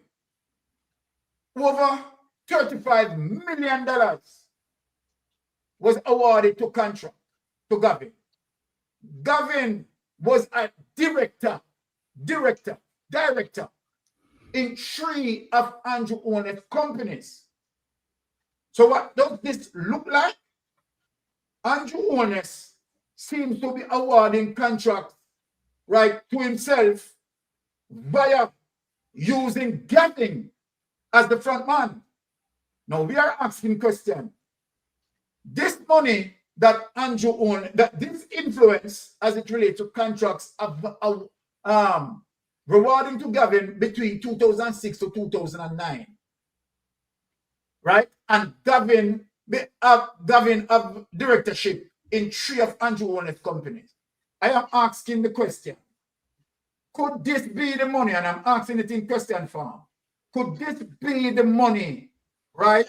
If Andrew Holness take part of it, because Andrew Holness cannot explain his wealth, that this money was also now put into Olint in 2007.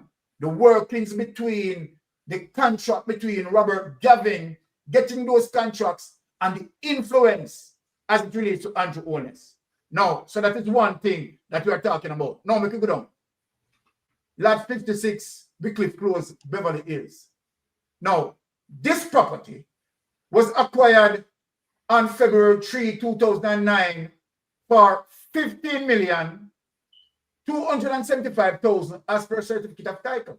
Mr. Holness explained that this and other properties acquired under the ADMAT name and during the period were acquired using funds withdrawn from Olint, including 350,000 US dollars and other amounts encashed in late 2007 discretionary income and income from property rental, as according to Mr. Holness.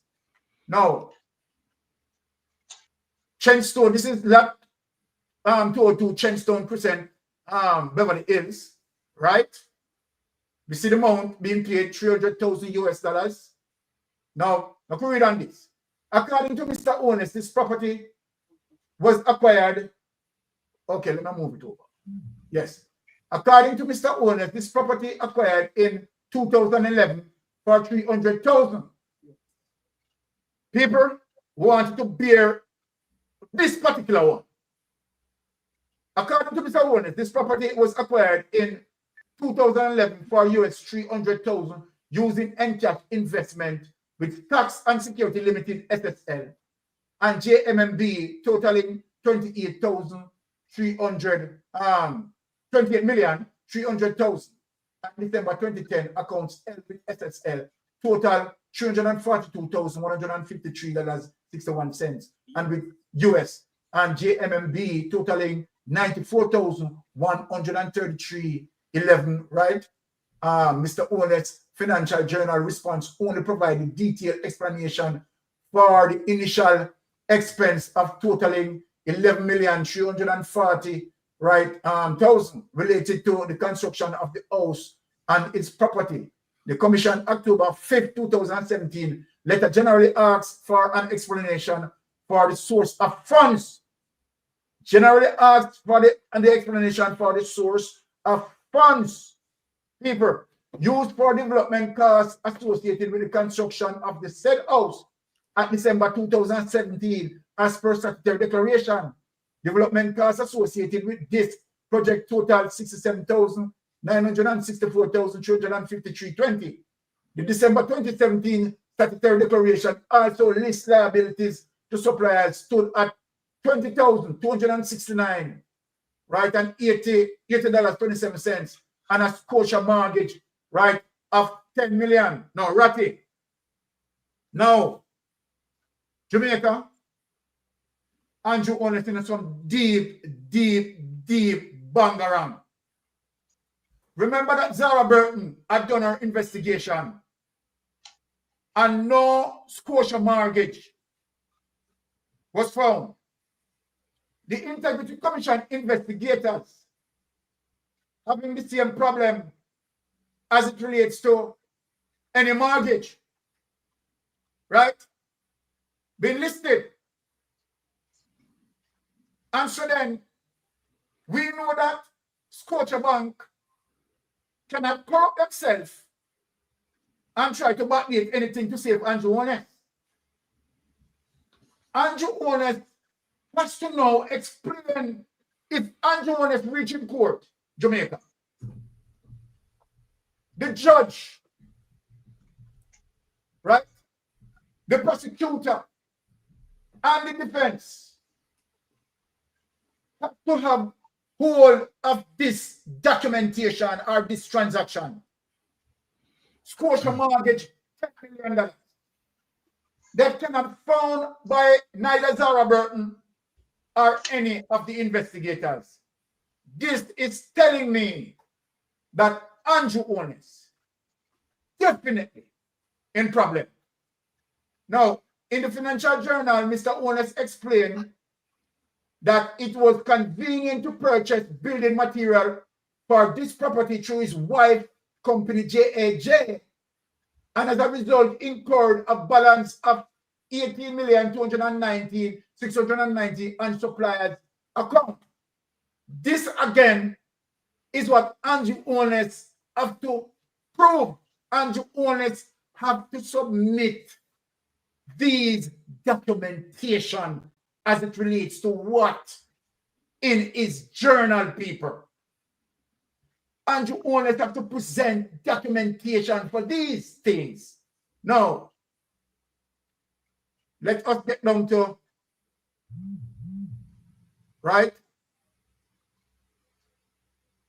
Lot 1526 Narbrook Heights, 3 million.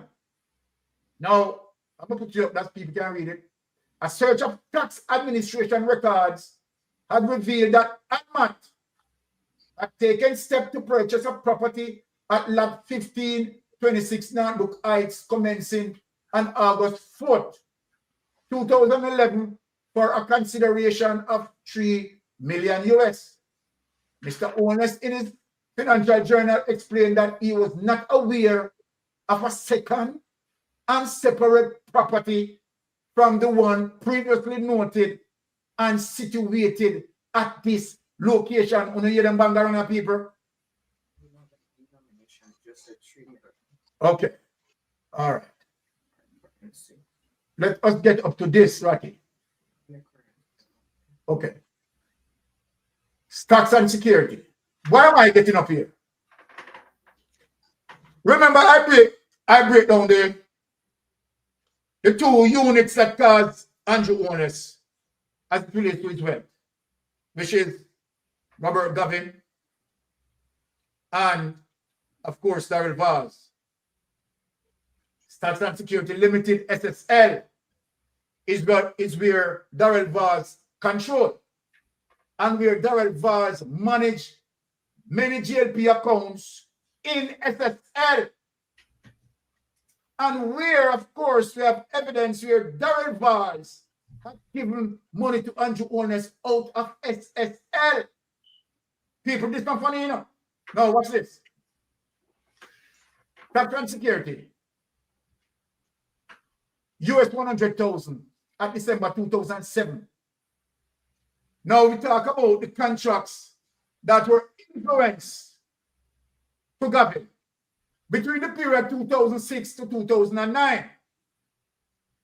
I am going to show certain things on another document that I am bringing up. Now, US 100,000 at December 2007, Mr. Holness explained that this amount was invested in November 2007 from amounts in cash from Orient. People, where am I going? Andrew Holness and the campaign trade and the mass rally saying that he has not enriched himself on the back of taxpayers. Now, if Andrew Holness is influencing contracts to Gavin between the same period, 2006 to 2009, yes, and when Andrew Holness, right, influenced the contract between 2007 to 2009, right, over $30 million worth of contract, you will realize that Andrew Holness would have millions of dollars, right, to put in Orient, right, providing that, right, they are sharing the money if that's the case. Listen to my terminology, right, as it relates to the awarding of contract. The reason why I am going there, let me tell the people why I'm going there. Andrew Holness between the period 2006 to 2009, being the Ministry of Education, right, was only getting under $6 million per year for the money, for pay, for his income. His income under no circumstances cannot explain Andrew Holness' increase in wealth. Can't explain it. His income can't explain it, right? The IC have a problem with that. Sarah Burton has a problem with that. And myself has a problem with that. And I know that Ratty will have a problem with that. The problem is that is the source of funds. So now we are looking on Robert Gavin could be the possible source of funds as it relates to the awarding of contracts. Remember, I said possible. Could be the source of fund as it relates to the awarding of contracts between the very same timeline of investigation done by the IC between the period 2006 to 2009. Now, Mr. Holness explained that this amount was the coupon rate, 8,000 paid on the US dollars, 100,000 invested in 2007. Mr. Holness indicated that the balance at December 2009 was in fact 293,273 US dollars, which included the initial investment of 100,000. On the other paper, that had a market value of 2009 of 92,000 US dollars, $355.56, and a US 7,033 invested in stocks. The 193.84 also including right in US $16,000 coupon payments generated on bonds previously held and proceed from the sale of 2005 BMW, which was sold for $3 million, income from property rental, right, 1,671,810. Loans, here it is, people, loans / advances recovered of $11,424,120 and discretionary income. The problem is that these loans, right, cannot be found. Now, take it away. Let us get into certain things and show further evidence here. So we dig that. I am going to go, I don't want to reach the document that you are going to question yet. Now, show a reflection of something Andrew in 1997. People want to look at this, to 2005. We get into Andrew Holness Wikipedia, and we want to show you something, people. So remember we said that Andrew Holness met Gavin in 1997, right? I'm just reading the bottom here. In 1997, he became a member of parliament for West Central St. Andrew and served as opposition spokesperson on their land and development from 1999 to 2002. This period is crucial. This period is crucial. Why you think I am going here, people? Remember that Andrew Holness also joined Cash Plus in 2005. The question, where did Andrew Holness get the money from to put in Cash Plus? You see how it is important in terms to tell you from when Andrew Holness met with Gavin, from 1997. Look at Andrew Holness' portfolio responsibility, land and development from 1999 to 2002. Him and Gavin having the relationship. In 2002, he switched portfolio to housing and then education in 2005. Where am I going, Ratty? I am going that could the IC Integrity Commission investigators start to look on Gavin himself to see how long Gavin has been getting contracts from the government, and as it relates to Andrew Holness' portfolio.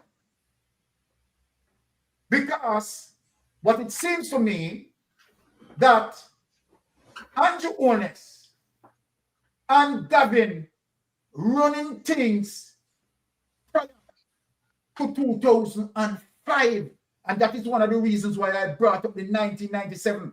Now, people, we're going to show certain things on the next document that seems highly suspicious. Let us go to the next document.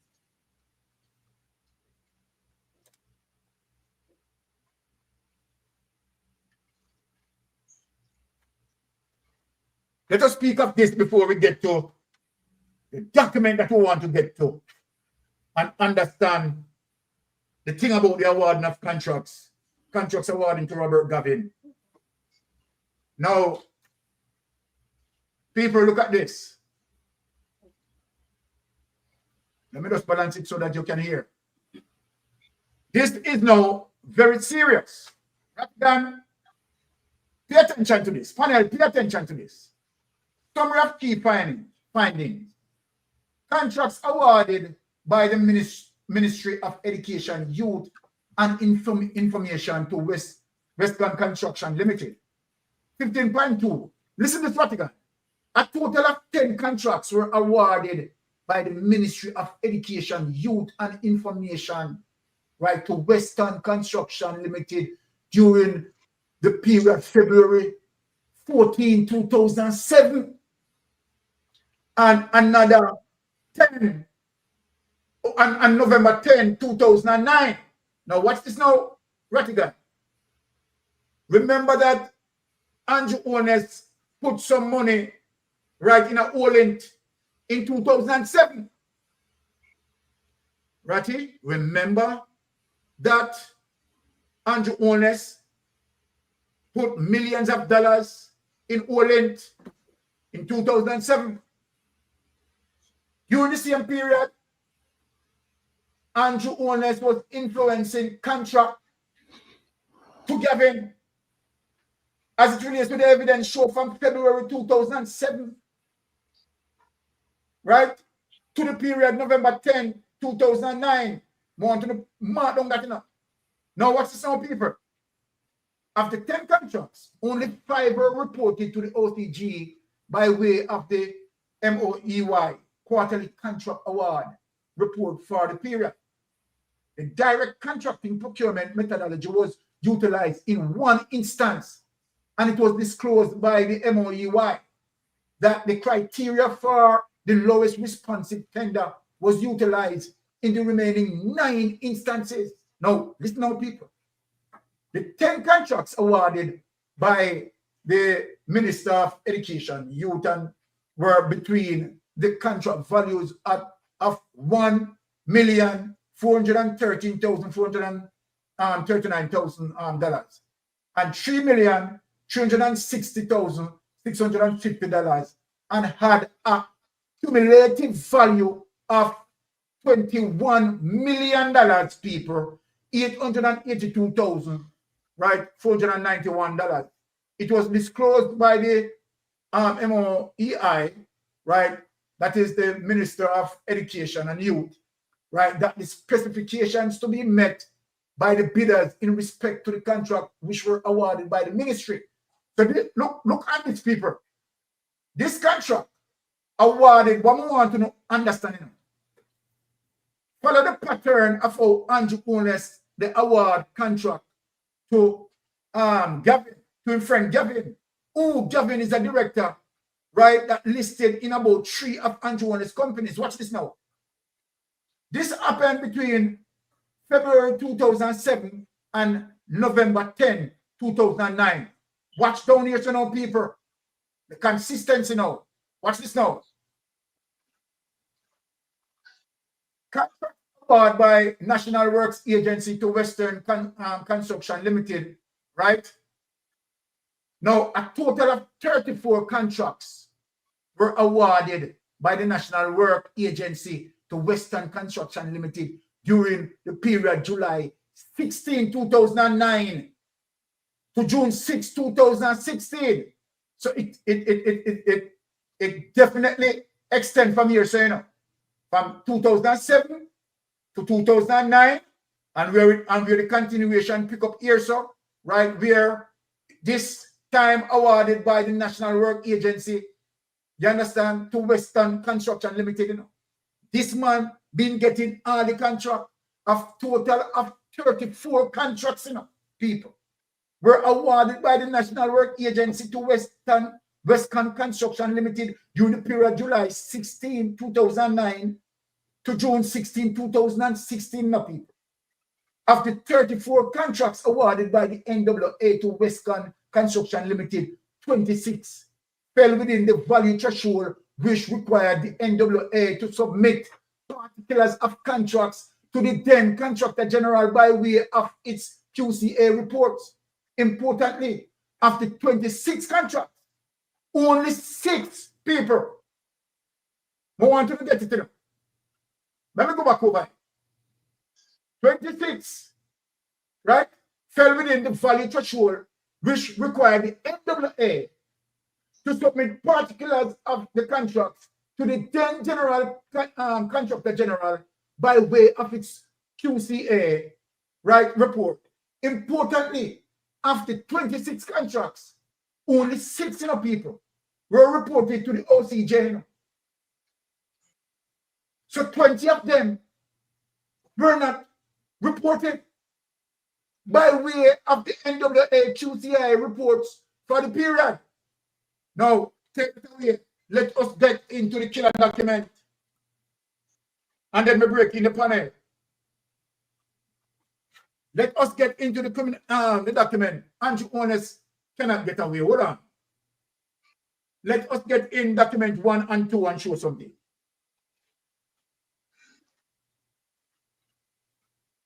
Bring that up for the people. This is Craig Berisford affidavit. I want the people to see something. All right, that's the biggest I can get. Okay. All right, I hope the people can see it. 400. Let's see. All right, they're supposed to can see this. All right. This is a network computation based on statutory declaration. Now, what you know, people? Why I said earlier that the money that Andrew Holness put into Cash Plus, that the investigators need to look as it relates to how long, really, that when was the beginning of time when Robert Gavin was really getting these contracts? When you look at people, the 30th of the 6th, 1998 is where the Integrity Commission investigators, right, as it relates to the external investigators, dragging back the investigation to 1998. Remember, I said that Andrew Holness met Gavin in 1997, right, in the office of the Edward Seaga's office. In Edward Seaga's office, right? Now, look at this. 30th of the 6th, 1998, total assets, Andrew Holness of $350,473, right? Nothing burger there. Total liability, 0, right? And net worth, yes, $350,473, right? Income, $473,191, right? That was his income. Here it is, income, right? And total assets here, $350,473.56, right? So look at that. Now, 1998 again, same 1998, it reduced to 293,743.93, right? $0. We want to pay attention to this block because over here is just explaining the movements of network and money and so forth. So we're just going to pay attention to over this block. In 2000, right? We see in 1999, right? Remember, you know, I said he met Gavin in 1997, you know. In 1999, what we see? We have seen a substantial increase in Andrew Holness assets. 964,000. Now, December 31, 2000, right? 978,470. Now, in 2001, Andrew Holness total assets, you understand? I mean, escalate to right? $375,431. In 2002, remember again, I'm going to remind you again, that Andrew Holness met Gavin 1997. And now we think, I am saying in terms of my opinion, that Robert Gavin needs to be investigated as it relates to how much contract he was given by the Jamaica Labour Party government. You understand? And where he has this acquaintance with Andrew Holness from 1997. 2002, 2,171,000, right?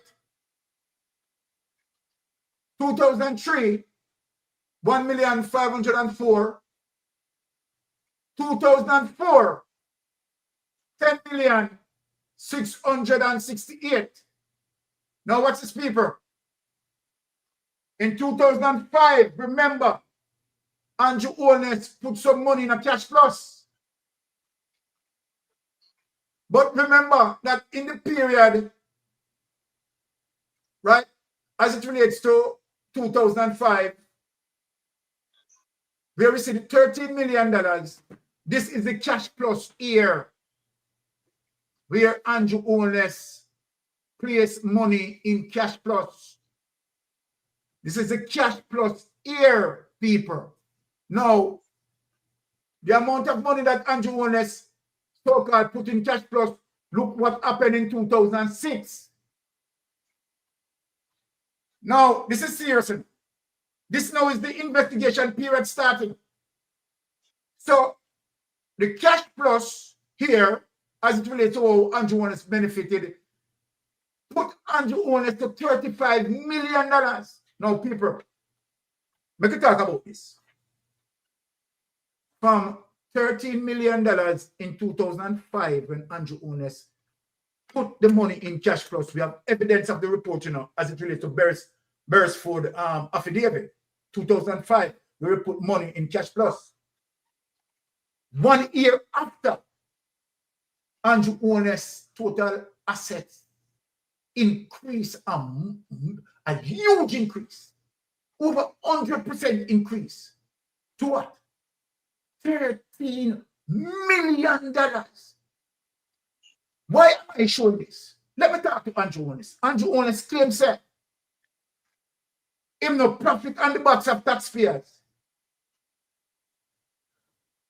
But if the investigation running and showing that you influence contract to Gavin and those money in turn go into cash plus, sir, you would have deliberately involved in enriching yourself on the back of taxpayers breaching the procurement rules and guidelines. Because when you join cash plus in 2005, in 2006, you have $35 million. Now let us talk about that, people. How many investors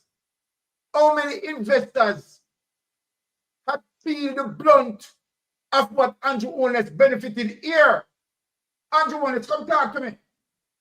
Andrew Holness, please come to the front of the class, Andrew Holness, and talk to Mystic Sensation. 2005, there it is, people. Andrew Holness involved in cash plus. And within 1 year, my God, Andrew Holness have $35 million. Look at move down to 2007 when him going to Orient. So then, remember 2006 to 2009, my people, is the investigation period that the Integrity Commission have him under as it relates to the illegal awarding of contracts to Gavin. People want to remember this. And so then when you look at that, right, you realize that the money, the possible money, right, because Gavin, right, being a director in 3 of his company's people. And so then what it appears as if Andrew Holness is awarding contracts to himself via the medium of Gavin, using Gavin as the front person. And so then 2007, from 2005, right? Putting money in cash plus, it goes to $35 million. When you look here now. Yes. I increased by 20 million. We tell them, so we now go over this, so we'll concentrate on here. So. Now, in 2007, me people, watch this. Andrew Holness now going on LinkedIn. So this is the currency, this is the level, the high level of currency from Andrew Holness. No one said cash plus crash. And many investors hurted. And him now sits upon 35 million strong in a bank account. But not only that, after him hurt the investors, Jamaican investors him hurting, and foreign investors him. This same black people them who vote for him, you know, hurting. Some of the people that will hurt as investors vote for him, you know. Now watch it now, people. In 2007, the man was stopping. You know. The man was stop.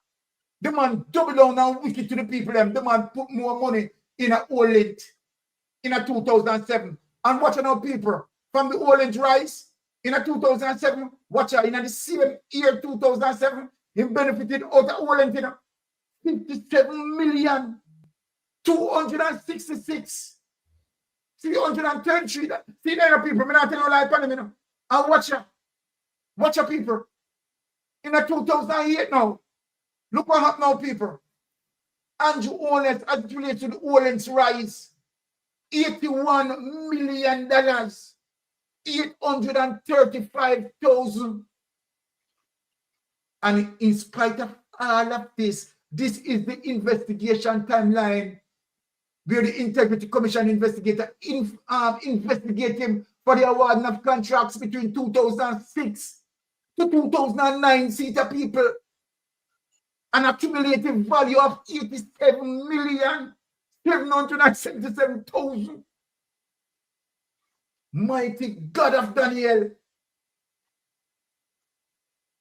Mighty God of Daniel. Take that away. Let me go to the point.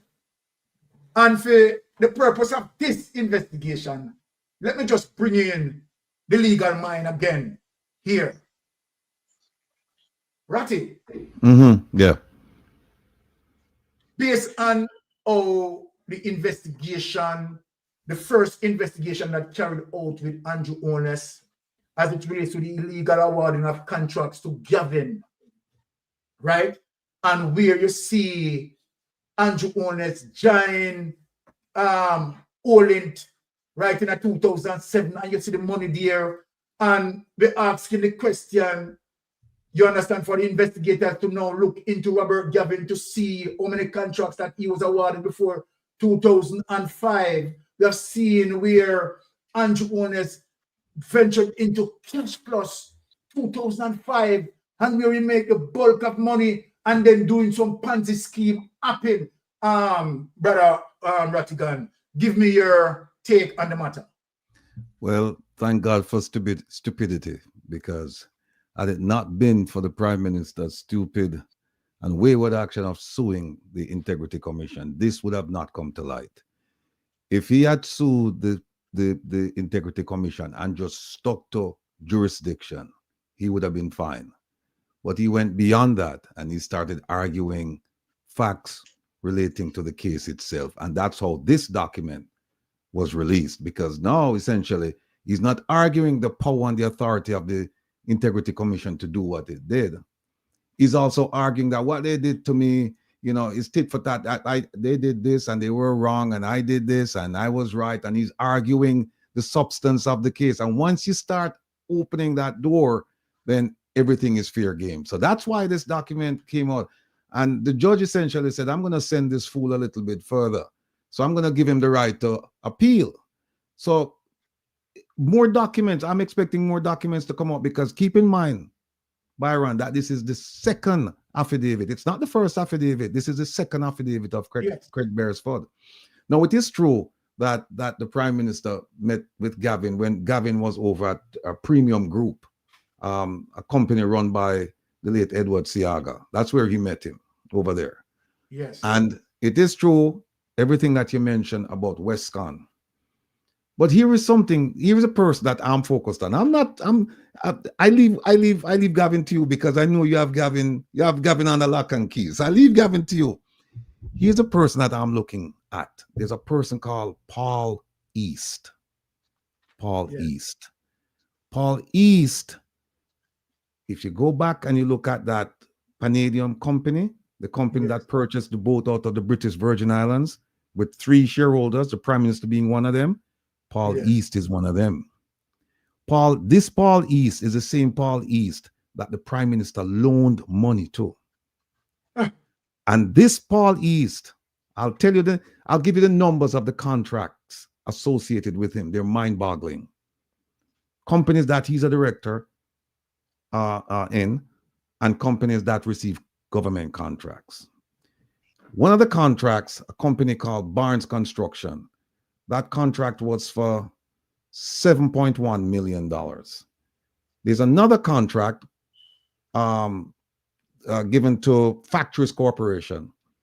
That contract amount is $221.3 million. And here is the killer one, a company called Nev East Supplies, Managing Director Paul East. Government contracts totaling, are you ready for this? $777.7 million. Whoa. That's who I'm focused on.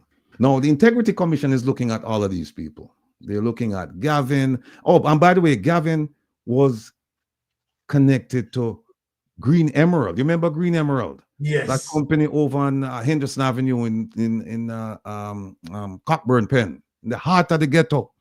When everything closed down, Green Emerald was operating. I think it's a wholesale. Green Emerald, picture this, people. Just picture this. Green Emerald, little company, little small building in the middle of the ghetto. They hired the Prime Minister's company to do promotional work for them. Right? And they paid the Prime Minister's company. Then they loaned the Prime Minister's company, I think, more than $20 million. This small little company in the middle of the ghetto loaned the Prime Minister's company. Then the Prime Minister's company, I think it was 20 million. The Prime Minister's company paid him 25 million. And they're asking, Integrity Commission was asking, where's the paperwork? And why did they pay you 5 more than you loaned them? Yes. No answer so far. No, here is something else. This is something else that the Prime Minister, if you look at everything, look at all his transactions, I've come up with an estimate of 8 companies that he's involved with. When I say involved with, like as an owner, a director, not talking about shareholder, about 8 companies. Then properties, it's not 6, because Zara talked about 4, you talked about an additional 2. Yes. It's actually 7. And one of the ones you mentioned, he told him it was purchased.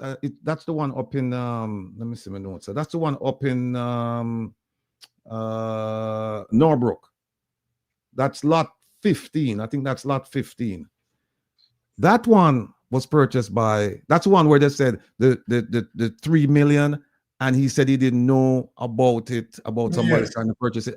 Well, one of those lots, they asked him about it. It was purchased by ADMAT. And you know what he said? People, listen to the person that we voted for to become our Prime Minister. Listen to this. He said, it belongs to my sister. And they said to him, Seaga Anderson, I believe her name is. And they said, well, your sister is not the legal and registered owner. You are, you and your 2 sons in ADMAT. And he said, no. He insisted. He said, I didn't tell you guys about this because they found out about it. He said, I didn't tell you about this because it's my sister in New York. She owns it. Well, that sister, at some point, I'm sure somebody's going to query the IRS and say, please check to see if this lady put that on her tax return. Because if she didn't put that on her tax return, and her brother, who's the Prime Minister of Jamaica, is saying that she owns it, then we may have some money laundering, we may have some things going on there. Because it's in his name, his company's name, and he's saying, no, it's she's the true owner. So we may have something going on there. Plus, you know, she's in Estate Bridge and the other Imperial, Estate Bridge. She's involved in Estate Bridge. So we have here's what we have, people. We have 3 salaries for basically his entire career. One with a non-profit type organization, one with the premium, Edward Seaga's company, and then this third one here is the government salary. Then we have 2 automobiles. We have the Pajero and we have the BMW. Then we have 8 companies. We have 7 properties. The Ponzi schemes now and the banks and investments, 24. 24. Mighty God, man. Life insurance. We have several life insurance policies. And then the foundation. We have money flowing through the foundations, you know, over $100,000. I think $100,000 at one point.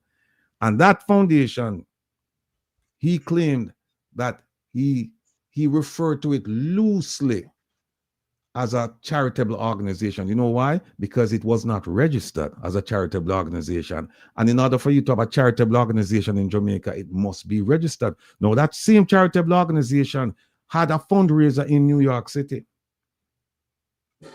And nobody knows where that money went. Nobody knows where that money went to this day.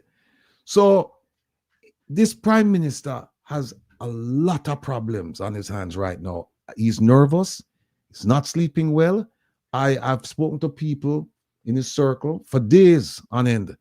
And even today, one of them called me and said, leave the man alone, may I beg you. And I said, no, for the sake of the Jamaican people, me can't do that. Me cannot do that. I say, first of all, me no want to do it, me not do it, but even if I wanted to, the Jamaican people, them a cry to me. Them a cry to me literally and figuratively. Me can't stop doing me do. I mean, no mistake you not stop, me no pinks not stop, me no melting pot not stop. Me know all of the bloggers them, they're not stopping, and we shouldn't. Well, the truth be told, Ratty, the truth be told, Ratty, maybe stop after I'm going to jail. Well, okay. But I mean, I think I'll stop this because him commit so many. I mean, when you look, Ratty, I want to ask you a question. I want to Certainly. ask you a question because Sure. I want for it to reflect to the people who are listening to us. Based on the whole thing as it relates to Berisford affidavit, I am getting the sense that they are saying that the Leader Taxi Service, Sunshine Mobile, Omega Bridge Financing seem to be ghost entities to explain, right, his wealth between the period 1998 to 2005. Mm-hmm. So then, basically, these are just make-up entities by Andrew Holness. He says that they are, what we call them, holding some of these are holding companies, and so they're holding companies, but the Integrity Commission said that they are shell companies. That's how they describe them. They said these are shell companies. Money moving through them. Yes, they said these are shell companies because they're not making any products, they're not providing, they're not providing services. It's just money moving through them. As And the Lady documentation to support those money moving to them cannot be found. Exactly. Isn't that what they're saying? That's exactly what they said. They said they're asking him, and he's not coming forward. He's not telling them what's going on. But there is something here. I wanna, and this is the end of him, This is the end of him. Trust me when I tell you that. Is it serious? Yeah, there is something here I want to just share with you. You probably have seen it. Well, let me tell you. All right, let me give people. All right. Did you know that the Prime Minister was involved in? Here are some of the companies you mentioned. Olint. You mentioned Cash Plus. You mentioned SSL. SSL. All right. Here's some of them. Burrito, Derrimon, Mighty Caribbean God. Cement Company, Carreras Group, Epley Limited, Grace Kennedy Limited, Guardian Groups Holdings, Jamaica Broilers, Jamaica Producers, Seprod, Trans Jamaican. And I think there's another one here. How many people knew that our Prime Minister was involved in all of them companies? And then the question that they're asking is, where you get the money from? That is, we know, and you know what happened? This bad mind thing, we need to talk about it now because we need to talk about this. Here is all of the people. Let me just have one thing for them. All of the people who say we're bad mind, right? Simply because we're asking a question concerning a public figure, right? If Andrew Holness were a private person, none of this we wouldn't be talking about it right now. But because he's a public figure and he represents all of us, we have the right to ask him these questions. And so when people say them bad mind, it is their response. It is similar to them saying, well, we can't answer that question there, you know, or we don't want to answer the question. But here's a question they must answer. I'm going to read you something, Byron. All of you on the panel and not everybody listening. I'm going to read you something that you're going to find interesting. It says, the Information and Complaints Division believes that the declarant, the Prime Minister, had adequate knowledge and ability to confirm ownership of the financial assets and liabilities. They must say, look, a fee won, and he's in a position to provide information. Next sentence. It follows, therefore, that Andrew Holness knowingly made false statements in his statutory declaration for the period ending 2016, 2017, 2018, 2019, 2020, and 2021. Ratty, hold on. Ratty, hold on. Remember, you and I have been saying that if the Prime Minister statutory declaration for 2021 cannot be certified, none of them. None of them. Yes, you sir. remember that we have been saying this? Yes, sir. Yes, All sir. right. Thank you. Sir. Yes, All sir. right. We're done. We're done. All right. No, woman batsman, take it away. Yes, sir, Byron. Boy, I mean, I tell you, say, the whole heap of bags of tricks and lies and confi and rabble, so. But we have a try. We have a try, my brother. But let's go back from 1999 period to 2002 when Andrew Holness, you know, was in charge of land development. Okay? And then we see where 2002, yeah, him switched to portfolio to housing and education. Now, you saw where the bangarang starting in my estimation, you know. Exactly. Now, you're going at the Ministry of Education, him and Robert Gavin start to go on with a whole heap of shenanigans, you know, as it relates to him giving 10 contracts to Robert Gavin. But what is so significant in that period between 2005 when him offered the 10 contract, only 5 were reported to the Office of the Contractor General. 5 were hidden. Now coming back down now to the period 2009 to 16, where we saw where the National Work Agency issued out 34 contracts to Westcon Construction Limited. Yeah, during that period, of the 26, only 6 were reported to the Office of the Contractor General, 20 were hidden. So you look at a systematic game where them are playing. Yes. They always hide a portion of the contract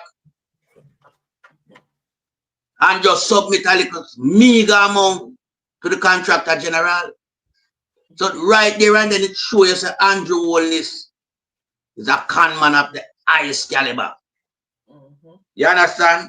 And when you go back to the Zara Burton investigation in 2016, and she talked to Patrick Beale, him liar.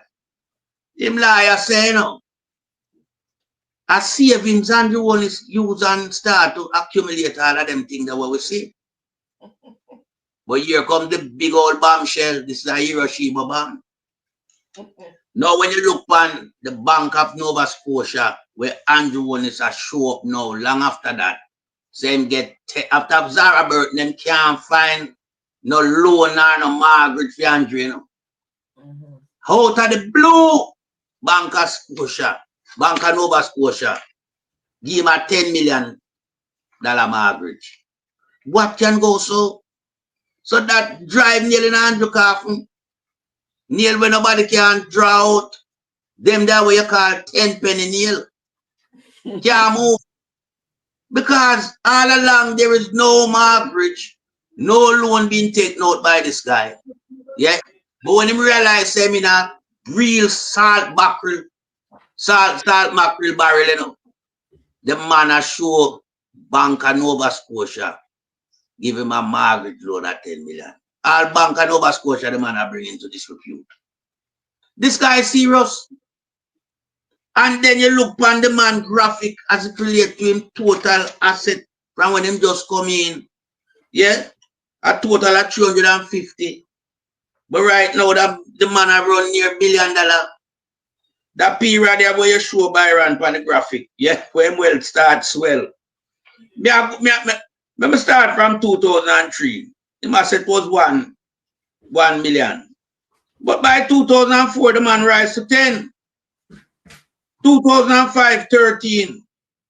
2006, but the 2005 are the cash plus period.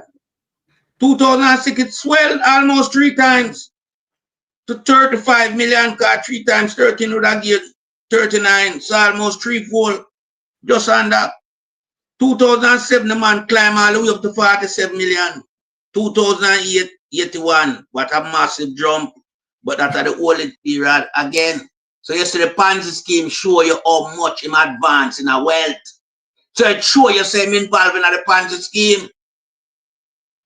The 2005 period of the cash plus, the man jumped from 13 to 35 million in a 1 year.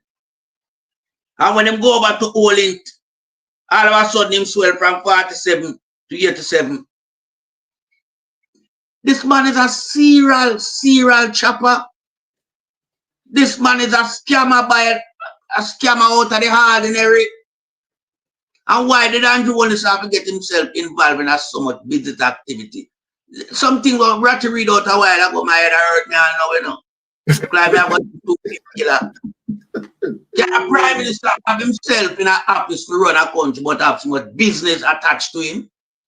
Ponzi scheme, shell company, shenanigan business as it relates to contract and as the chief civil servant of the country. You have a man where you front your corruption.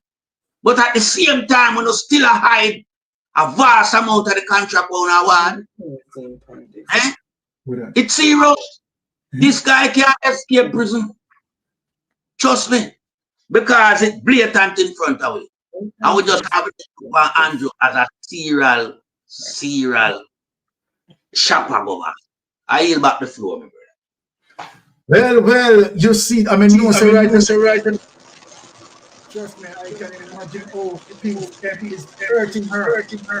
Let us hear all of them revelation and the hurt of things coming in. Right now, my entire body is in pain. My entire body is in pain. When me hear this thing read out how this man just coming from one corner to the other. Let me go back into Bert Samuel's little bit of interview with Zara there. It is obvious Bert himself wasn't sure of where Andrew's money came from when she asked the question. All right? And Andrew has been used in the construction industry Yes. to laundry money. So even until this year, 2025, is the same method being used. Look at the hospitals, look at every construction he has implemented over the past 9 years. If some money is not missing and gone into his account, he's a creature of habit. Yes. From 1997 until now, you start out small and you start to go for the bigger and bigger and bigger until today. Andrew, you're a creature of your own habits. He said choose Jamaica as their current campaign slogan. Andrew, you chose to rob from Jamaica. That is what you've been doing all along. So listen, you're not fooling us, you know. You're not fooling us. And when you think of all the laundry scamming that you've been doing, it's so similar to the mafia, the Italian mafia that we read about and we document, so many documentaries, so many movies about.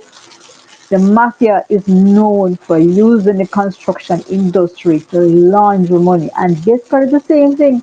Old playbook from day one coming down, from Bustamante coming down again. Bustamante still has not built those schools that the British monarch gave Jamaica the money to build. Look at Bill Gates. Bill Gates, in the height of COVID, gave Andrew some money for us. But the problem was that Bill Gates gave the money to Jamaica Labour Party, thinking that they would have given the money to us, and we did not get it. They used it in the 2020 campaign against us Jamaicans. And when we think of all the 34 contracts that Gavin got, Gavin, you need to come to us and tell us how that money went.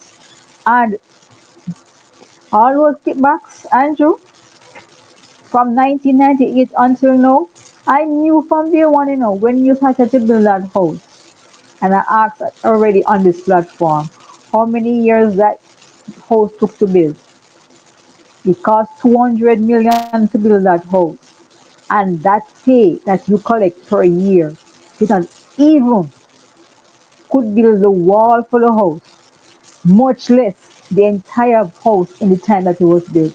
I know you was coming from the Minister of Health, Minister of Education at the time, I should say.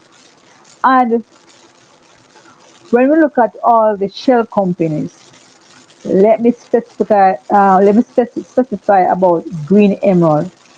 If you go to Green Emerald address that is listed, there is no existing business there. Labor rights. People who are voting for Andrew Holness.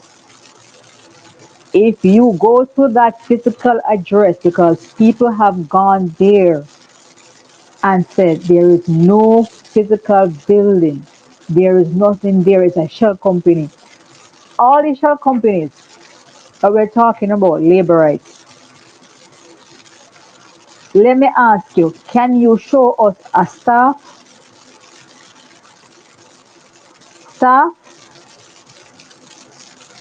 have uniforms going to these places? Can you show us a building for these shell companies, including Emerald? Can you show us an expense report from that company? Can you show us a tax, national commercial NHT payments, I should say, being paid by the staff from these companies? Even the event planning company, can you show us a social media account for these companies? Nothing, nothing.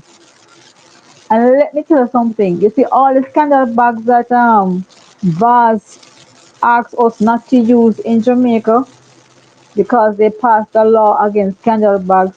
They need to bring in back the scandal bags because, trust me, all the garbage trucks that you guys brought in is going to be too much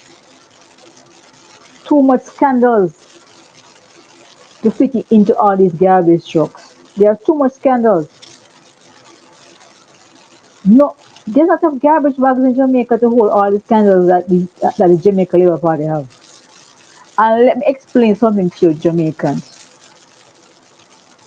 We need to bring in for the PNP 2/3 in the votes when it comes to the seats, so that we can pass laws in this country to put these people in prison. What Andrew is doing right now, his campaign is not a campaign to win. His campaign right now is a campaign to avoid us getting the 2/3 of the votes.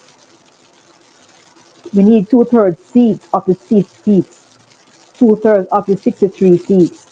It's very important that we get this 2/3, at least 2/3. Andrew has lost and he knows that he's losing. Having made the comment about the third term is not guaranteed, even his speech on Sunday, he is not speaking with confidence of a winner. He's speaking with the confidence of a loser. And all he's doing, as I said, and I will say it again, he just wants to make sure that PNP does not get 2/3. And this is why every vote is necessary. On election day, my people, come out. Do not do this country this service again. Every PNP and not vote these people out. It is very important that we get this vote out and get the 2/3. It is so important for this country to move forward. And I yield the floor. Thank you, Sister Pink. Powerful impact there. All right. Let us move on to Daryl Vaz now. Right? Because I heard him on the campaign trail, and he's acting, as if, he's above the law. Right?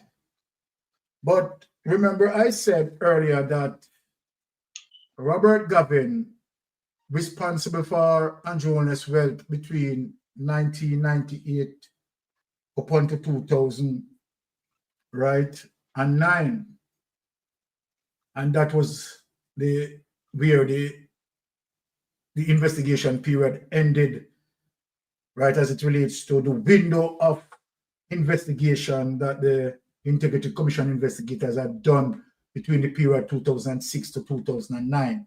Remember that you said that. We are going to take a look on Daryl Vaz.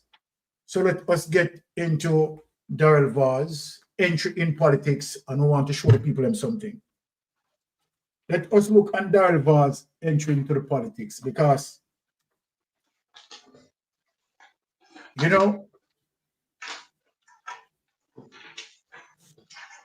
there's a lot of things that we have to put in context here.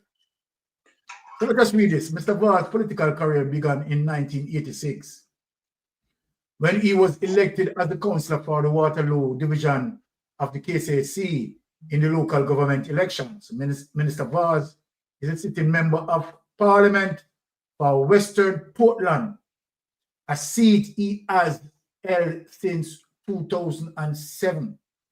During the course of his political career, Minister Vaz served as Deputy Treasurer of Jamaica Labour Party, a post he held from 2006 to 2010.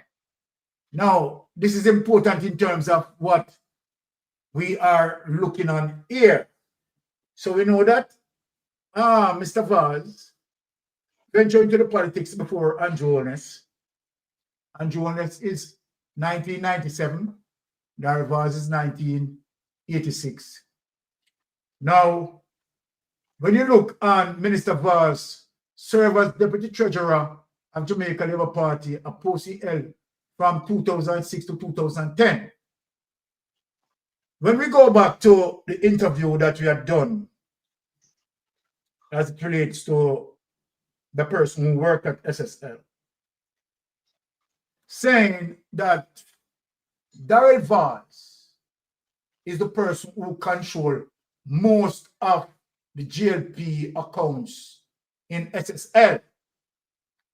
Now, based on Daryl Vaz's experience here, during the course of his political career, Minister Vaz served as Deputy Treasurer of the Jamaica Labour Party, a post he held from 2006 to 2010. All right. An astute businessman, Minister Vaz was the founding president of the Jamaica Used Car Dealers Association. He attended Mona Preparatory, Campion College, and Miami-Dade Community College in Miami, Florida. But interesting here, he had gone through college, but did not attain any form of degree. It would have mentioned it if that was the case.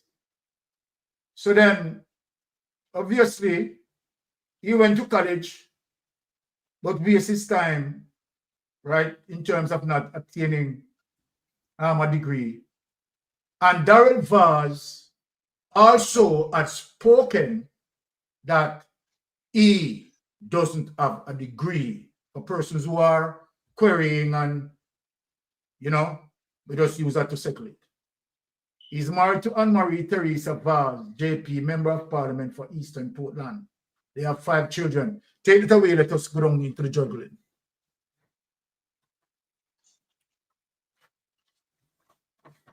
Now, Darrell Vaz, as it relates to his level of criminal behavior, I want you to listen to this tape. Listen to this tape. The Ports Garrison.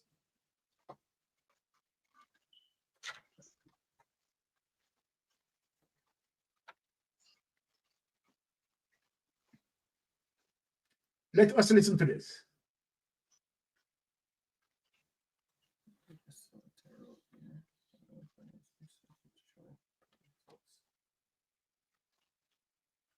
So this man, right, is accusing also ISAT Buchanan, you know, of what he's accusing ISAT Buchanan for. But listen to these people. That was very sad for me as a Jamaican, and I suspect this is probably the first time, and that is the fact that we had a 2-time convicted felon reading the opposition leaders' independence message.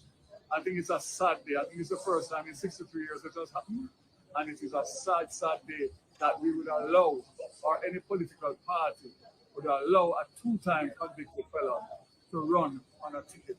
Regardless of what they say, I just find it to be something that's hard for me to deal with.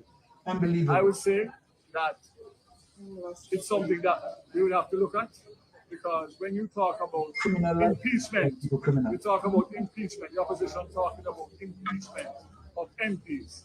How do you get there to talk about, to have the morality to talk about impeachment when you have endorsed a 2-time convict to run a seat with the hope of going to Parliament? It smacks of you. Sometimes that people really have to laugh in a Vaz. You, Vaz? So, you don't believe in the rehabilitation process. It doesn't matter to you that the young man made some errors as a youngster, went to prison, rehabilitated himself, and now a practicing lawyer. Was seen recently in the Privy Council representing Vibes Cartel. That level. But that don't matter to you that he has done all these things. All that matters to you is on his record, which is expunged in Jamaica, that he's a convicted criminal. Next Scott. Check the people on your party. People will be tomorrow stool. More than one person with their visa revoked under varying different allegations. You have lived your life under damning allegations. Yet, you want to climb on a stage or in front of a microphone and make a speech like that. Is it that you said you read the opposition leaders' message? Because we know people close to you struggle to read children's poetry. And people close to you tried recently to renew their revoked visa, and it was declined. And those persons are on your party's ticket as well. Malcolm X. Marcus Garvey, technically them same as an ex-con. Great men. Mandela was an ex-con for different reasons. That is, but an ex-con nonetheless. Woolly. Even Martin Luther King went to behind the bars. But you don't see the power of rehabilitation. All you see is scoring a simple political point because it's running against your wife. It no look good. Now take him away, honey. Darrell Vaz as all the person. Let me just break this down for Darrell Vaz. And this is one of the reasons why we talk about ludicrous. Darrell Vaz doesn't aware that Dalrymple found guilty. I want to ask Dalrymple this question. Where am I going here? ISAT Buchanan in his youthful stage, right? And where, of course, youthful exuberance, right, executed. He had done what he had done, right, being disciplined, but guess what? He had pulled up his bootstraps and set his path on a success that we have witnessed Isaac Buchanan in the Privy Council arguing court cases that a Canterbury's failed to manage,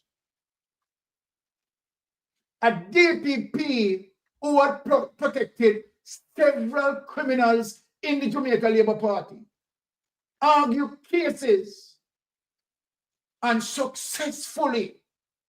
That is the brain power of Isaac Buchanan. But let me deal with you, Darrell Vaz. Look at Isaac's accomplishment. Look at you who came out of a gold spoon. You sent to Campion College, then a college in Miami. So you swim into a pool that's full of water and come out dry. Isn't that disgraceful? Come and talk to you, Darrell Vaz. You have swum into a pool of water, Darrell Vaz, and you came out dry. Not only you, your wife also entered University of West Indies. She also swam into a pool of water and came out dry, nothing, no qualification behind her name. You, Darrell Vaz, no qualification behind your name. And that's why you argue like a dunce, because you're a dunce. You are indeed a dunce. And that's why you're doing all of what you're doing, because obviously you're a dunce. We're not talking about Isaac. Can you measure up to Isaac success? Let me ask this question. How many youth would want to be an Isaac? Right? If I was a youth who grew up, right, in certain communities and witnessed Isaac had gone through what he had gone through and came out and top to be one of the top lawyers to be recognized. That's a great role model that I and any youth would want to follow Darrell Vaz. But Darrell Vaz, let me show you something. And I am telling Jamaican youths not to involve in what I am going to show them. Where you involve and you coming out criticizing Isaac Buchanan, you are sick out of your head. And then Jamaicans who are listening to you, wanted to vote for you and Anne-Marie Vaz that don't have the capacity. We are talking about mental efficiency now. Let me argue with you now. We're talking about mental efficiency, where you don't have the capacity of an Isaac Buchanan. As it relates to mental efficiency. Put you and your wife together. You don't make one that really can match up to 1/10 of Isaac Buchanan cranium. But here you are, you're out of your place. But you're so dunce that you don't even realize that you're out of your place. You're so unaware that, guess what? The context, yes, is above your capacity. It's above your cranium level. Your IQ is so low that you cannot reach to a particular level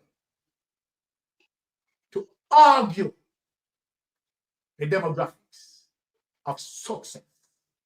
And that is why you are talking about that to ISAT when you are worse than ISAT.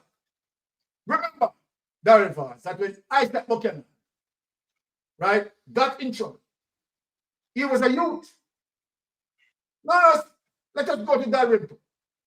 When Dalrymple got in trouble, Dalrymple was a liar. Dalrymple sits in the parliament. Dalrymple is an adult. And not only that, Dalrymple sits in the parliament. Dalrymple was the Speaker of the House. Dalrymple brought herself down to disgrace. But since I'm on the topic of Dalrymple, let us move to the man who you cherish and the man who you help get rich. Let us talk about Andrew Holness. Andrew Holness became the Prime Minister of Jamaica. And what Andrew Holness showed, what Andrew Holness involved in. Andrew Holness involved in Ponzi scheme upping, where, based on what we are looking on, that Robert Gavin, where he influenced contract to Robert Gavin with the possibility of converting those monies into cash plus, audit, and where you can see, as it relates to the evidence that presented, that during the time when he put his money into cash plus, you see the advancement in his statutory declaration. When he put his money into audit, you see further advancement. So that will break it down to size when you have faced with ISAT Buchanan. Somebody who Jamaicans use as a strong role model. It's a beauty to talk about ISAT Buchanan in terms, and ISAT Buchanan should have written a book about his ordeal and how he was managed, right? To get out of that sort of psychological depression and build himself to look on all of his missteps. And you know what ISAT Buchanan said? He accepted it. He said, I was wrong and I am going to change my life. Today, what Jamaica had witnessed is a son of a side that we pay all honors to. The son of a side where you have top lawyers as Casey lawyer, Tom Tavares, Finson, not carry a Vibes Cartel case to success. But this ISAT Buchanan that you are criticizing took it down on his shoulder and showed Tom Tavares where the brain power is at. So what Tom Tavares couldn't convert into a success story, guess what? ISAT Buchanan converted that into a success story. This is what we call the strong brain power, an excellent life that Jamaica can proud of, and where ISAT Buchanan has the right to stand up on any platform in Jamaica. And let me tell ISAT Buchanan this, if ISAT Buchanan is listening to me, be proud of your success.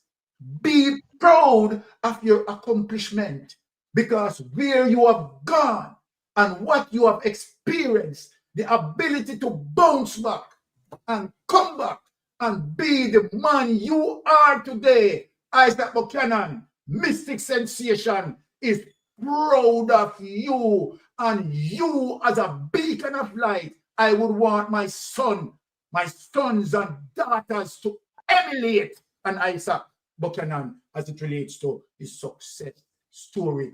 What a story. But you now, Mr. Vaz, let me deal with you. You, Mr. Rattenbox, You, Mr. Criminal Organizer. Yeah. Let me show you, as it relates to allegation, that it's you, Darrell Vaz, and the set of dirty culture where ISAT Buchanan succeeded multiple times and gone through easily through the academics. You fail. And it's the reason why you fail, because you carry what? Low IQ.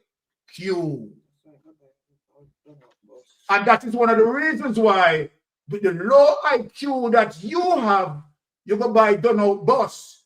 Someone with high IQ like Isaac Buchanan would have never gone there to buy old buses. And let me show you how low IQ you and the Prime Minister have. You are doubling down. But we know the reason why you are doubling down. We not going to stop from follow you in terms of you tell us what happened to the $1.4 billion, sir. So all the talk you want to talk down Isaac. Now let's talk to West Portland and East Portland. People, look and learn. Don't put back any dunce in the office. Don't put back anybody who seems like they have epilepsy. I look at thing going on the road, you see your wife. And the hard sort of foolishness. We don't want no person with epilepsy in the parliament. We want people with critical thinking skills. We want people who is going to argue policies, argue laws. We want an Isaac Buchanan in the parliament, because Isaac Buchanan, as it relates to the world today, has been there and done that and beat them all at the Privy Council. Where they failed is where Isaac succeeded. So then, they are in no position, nowhere, no time to speak or stand beside an Isaac Buchanan. And I can tell you that it's going to be an utter disgrace if really and truly Isaac Buchanan is going to take on an Anne-Marie, right? To be, debating on what? What Anne-Marie Vaz is going to debate on? That she went to university and failed and don't come out with any subject. And she also married someone who had gone to college and failed and don't come out with any subject. This is worthlessness. This is worthlessness. You shouldn't even stand up at the parliament front door to be in parliament. You understand? Because look at the decision that you are getting out of Darrell Vaz. The decision that you are getting out of Darrell Vaz is to use $1.4 billion to go buy all bus. To go buy all bus. Does that make sense, people? Make it make sense. Now, let us go to Darrell Vaz and show Darrell Vaz his deeds. Without any delay, let us dig up Darrell Vaz and show Darrell Vaz him bright and out order. When you speak with Isaac Buchanan, please, you understand? Use some toothpaste, man, and use some what we call it? Wash. And use some mouthwash and wash out your mouth when you talk, when I speak about Isaac Mean. You're out order and bright. Now, I could look at this. The real reason why Darrell Vaz lost his US visa. Come, Darrell Vaz, come, I could tell the people in your business. You're out order and bright. You're out order and bright. Everybody has been busy speculating online about the reasons for the revocation of Philip Palmer's visa. Some of the stories read like an action movie, some like a thriller, and others appear to come straight from Fantasyland. Yet, as we read and digest the Disney-like fantasy about Palmer's revocation, we hear no reason for the revocation of Darrell Vaz's diplomatic and visitor's visa. The diplomatic visa, which is granted under right of passage, clauses of the Geneva Convention give ministers and diplomats a free pass to do the country's business. So why would the US rescind the diplomatic visa and the B1 and B12, B2 visitors visa on October 8th without a specific incident which breach the understandings under which the visa is granted? say that. The US government will tell you, right, that there were material breaches by Minister Vaz. What to do?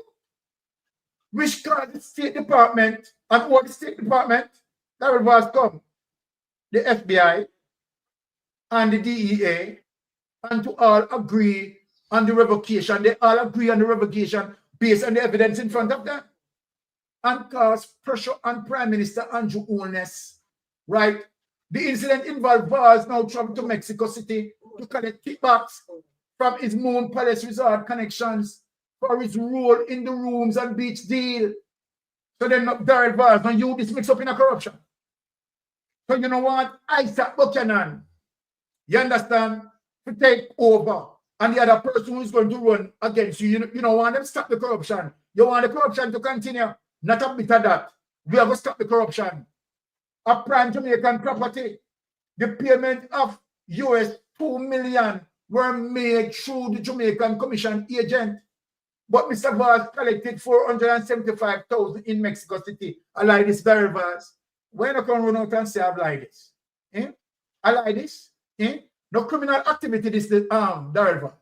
The financial transaction flowed through the US banking system, and Mr. Vaz was fingered.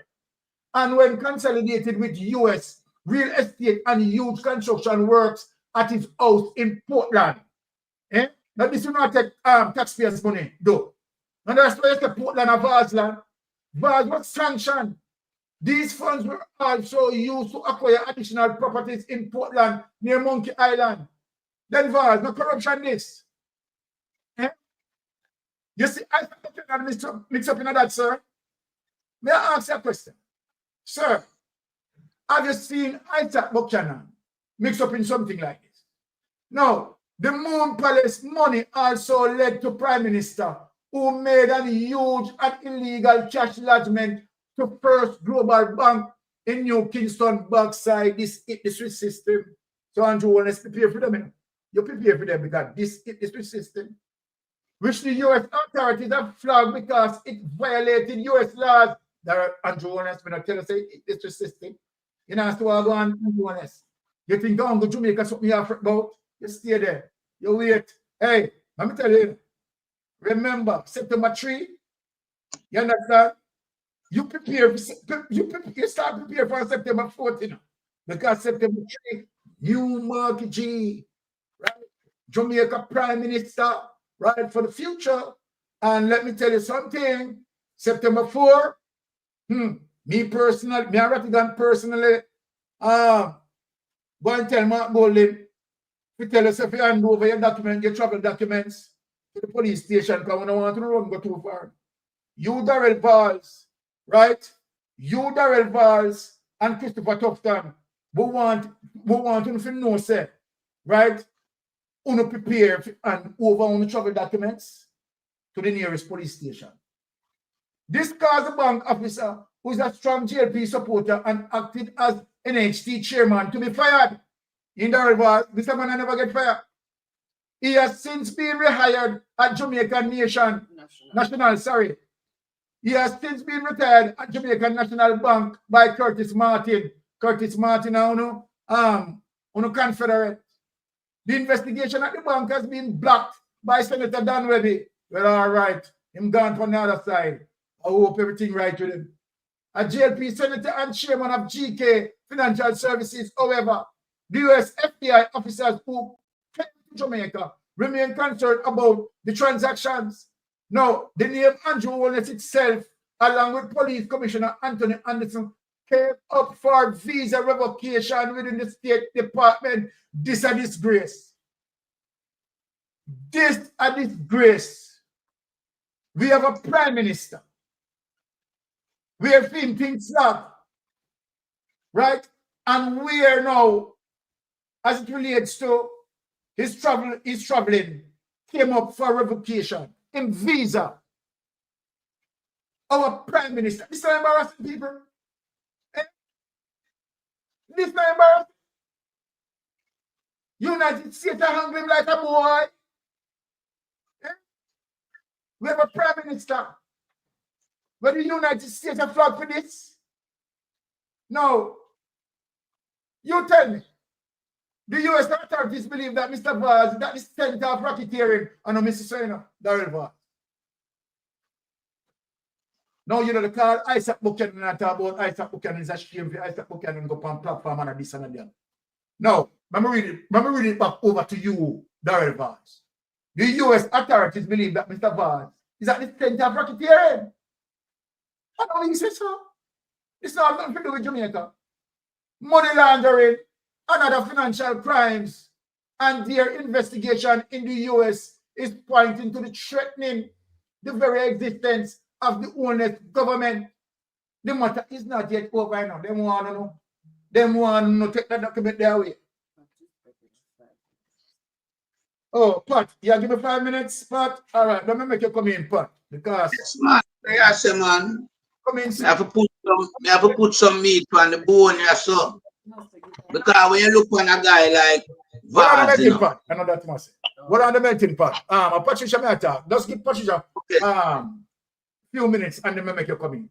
Sorry about that. Yes, Sister Pat. Go ahead. Good night to each and everyone. Blessed, after you sound powerful. We almost see the light. But now I am here seeing some things and I want to help you understand. Because I never me a mother one. No, all of you guys must know about chicken. If you pay for chicken from 2020 and then to take your money, they would have get chicken 2025. Oh, Sister Pat, come mash up the platform with the chicken. What kind of chicken? What kind of chicken them then?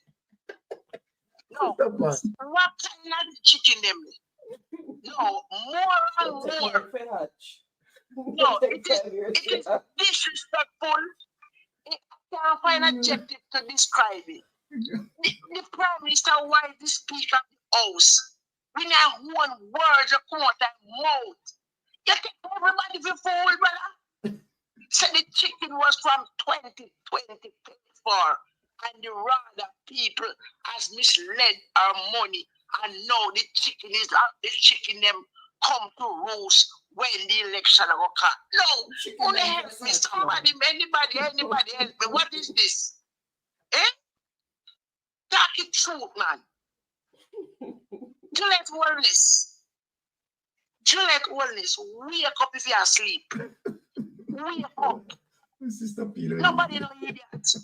Them that disrespect that do to people.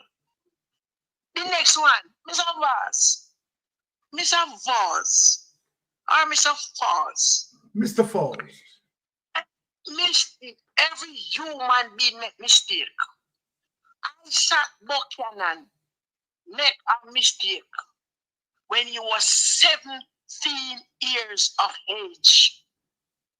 Okay? He has redeemed himself and put himself to represent Jamaica in the category of his career. When none of UNU in a Labour Party when say no esteem liar never ever do. Me I beg you, just come off of ISAT. ISAT no have no skeleton in a closet. Certainly not. Please remember 1983. Your allegation. Please remember since here your allegation. Looking at the mirror, ask yourself the question. Come off of ISAT. Uno thief until you can't thief no more. Uno tell lie down to all Saturday night. Me listen no. I mean, if you listen, if you learn. The whole of Uno just tell a lie that the Prime Minister gonna say he knows a PMP in the crowd because they know them peer. Some PMP if you come make up on the crowd. Stop it, man. Stop it. The cry of the nation is up on Uno. The boss them not good for people picnic as come to where the scientists them discover about the emission. And you go America and you beg them, and you give them a little money and come now and tell me say 1.4 billion with a beef with them. You know, she say you want murder. You know, she say you want wicked when $1.4 billion. Me not rich enough, so me can't count money. Right? You could have buy 100 coaster bus. You could have buy even some 7-seater. 7-seater them can use go by in nook and cranny. And it bigger vehicle them stay on the level. We're not idiots. We have Rattigan, we have Byron, we have Williamson, we have Melting Pot, we have things, we have all of them. We help, we can blend here, we never go to school. But thank God the social media and thank God the Jamaican diaspora. A good one them can have some fart in it too. Thank God for these people who have better things to do with them time. Them have their career, them have their job, but they take time to teach us and to open our eye. You can't fool nobody again. You could have come with chicken, fowl, and cow, guinea chicken, anything you come with. Pack up. Pack up. No matter where you come with. Right? I mean, that work and see one come out there. So, where I say this time, you know, but I turn back and say things that matter or something. You know, long near source of food. I mean, near me. Me a continue near me source of food. You know, you hear me now, I'm going to actually can buy it. I mean, I continue till Mark Jefferson will take over. So, move right in front of me. Me don't want me pick them. I'm a grand they're going to say, don't you walk like me. Me want doctor, me want lawyer, me want nurse, me want engineer out of my family. So like you, we are crop shit house. I said, let me tell him. I saw few pick them, I can't continue to do it. I'm probably out here clean this shit house there. Clean anyone in your yard. Come on, front of my face. Wake up. Look for yourself. Guys, them. They're rich. Helicopter, them are driving. You ever go in a helicopter yet? Eh? So you come in front of me. Jamaican people, they are beg you know, don't be fool. Taxi man, nurse, doctor, lawyer. Wake up. Civil servant, the man say, favor say, 0.% who no get for the first year. 0% and 7 and second year. While them take 300% in a 1 year. Okay? Wake up. Wake up, and there are much more to talk about the chicken thing. Me must see chicken them. 5 years what a chicken supposed to turn fridge. Must ostrich them to turn 5 years. You tell me now, in a sense, me, if me I do chicken farming, let me pay you 50 chicken farm 2020. You know, 20. No. Mr. Brian, you're investigator. I don't know if you're investigating dead body and you go past side. How long a human being take for rapping after him bury? If him not criminal. If a person buried from 5 years ago, you're supposed to find any flesh there. You're not supposed to find out the bone. What? 5 years. 5 years. Yeah, that would be definitely skeleton. That would be definitely skeleton. Eh? Well, I yield back to the class. There are much more to say, but gentlemen, as usual, we, the Jamaican conscious people, we don't have as much adjective to tell you how grateful we are, because these programs become a part of our DNA.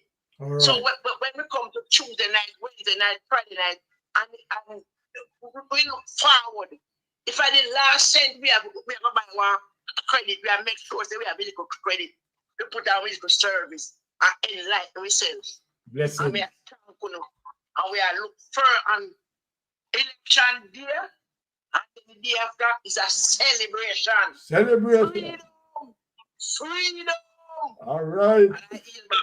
Thank you. Well, you know, we always have to love Sister Pat, you know. Sister Pat come in and give her, serious punch and yeah, she not give 2 cents over here, so $1 Sister Pat give when Sister Pat over Mystic Sensation. Without any delay. Yeah, Melting Pot takes it away as creates Daryl Vaz and his semantics. Yeah, me I go there, but me just want add a little bit to what Sister Pat just said in regards to the chicken and why it takes so long. The reason why the chicken takes so long, Juliet order some size 13 chicken, and the actually couldn't them couldn't produce chicken at that size, 13, size 13 she want. So it take 5 years. All right, me could move on to garbage vase now. Yes. No, garbage vase is a criminal from day one, All right. You understand? And we know that. Yeah, but the good thing about him did have some people to let him off a fee thing. So he never did get convicted. Yeah, but we, the citizens, did convict him. All right? Him also now, come in politics where him should never come in. Because we know that if your name called for a certain thing, you can't come in representative politics. So him coming in politics from 1986 as a councillor with the Waterloo Division. Becomes a member of parliament in 2007. Yeah, control the GLP treasury from 2006 to 2010. So that's the money side of the Labour Party in deal with. Yeah. But here's this piece of garbage now. I come accuse ISAT. Yeah. In the regard that I make mention of ISAT being a 2-time convicted felon. And in a female estimation, it is a disgrace for ISAT now. Yeah, I run as an MP candidate for the People's National Party. Go tell them. But why Vaz go there so? Vaz no say Duns and Marie Wood Vaz cannot present any form of competition for ISAT round there so. Exactly. Because when we look on a criminal like Vaz, I denounce a brilliant mind Jamaican like ISAT, we have to ask the question why. Because here is ISAT as a lawyer step into the Privy Council of London, but them never find any problem with ISAT. No. Them welcome him as a lawyer representing a client. And him mash up straight 5 up there. Mash her up straight. You understand? So me don't know how you can have problem with ISAT. And you should be a convicted individual from your boy days. But the Privy Council of London never have any problem with ISAT. Because when we Jamaican we should celebrate ISAT, and even the world. Yeah. Because if you can, go through that system twice, but come out on the other side and now participate in the same system, and represent people at the highest level, then that must be celebrated, man. That is a blueprint we're supposed to use for, show some youth so well then the dark days can become bright days too, So as well, Sister Pat said, them believe ISAT alone because ISAT go over, they got turn on the heat on them. And at that them I run from the heat is hand. We know Anne-Marie Vaz can win. And we know Darrell Pum Vaz now we need her. Because even if him win, he might go to prison under Market G administration. So that seat going to become after by election for that again.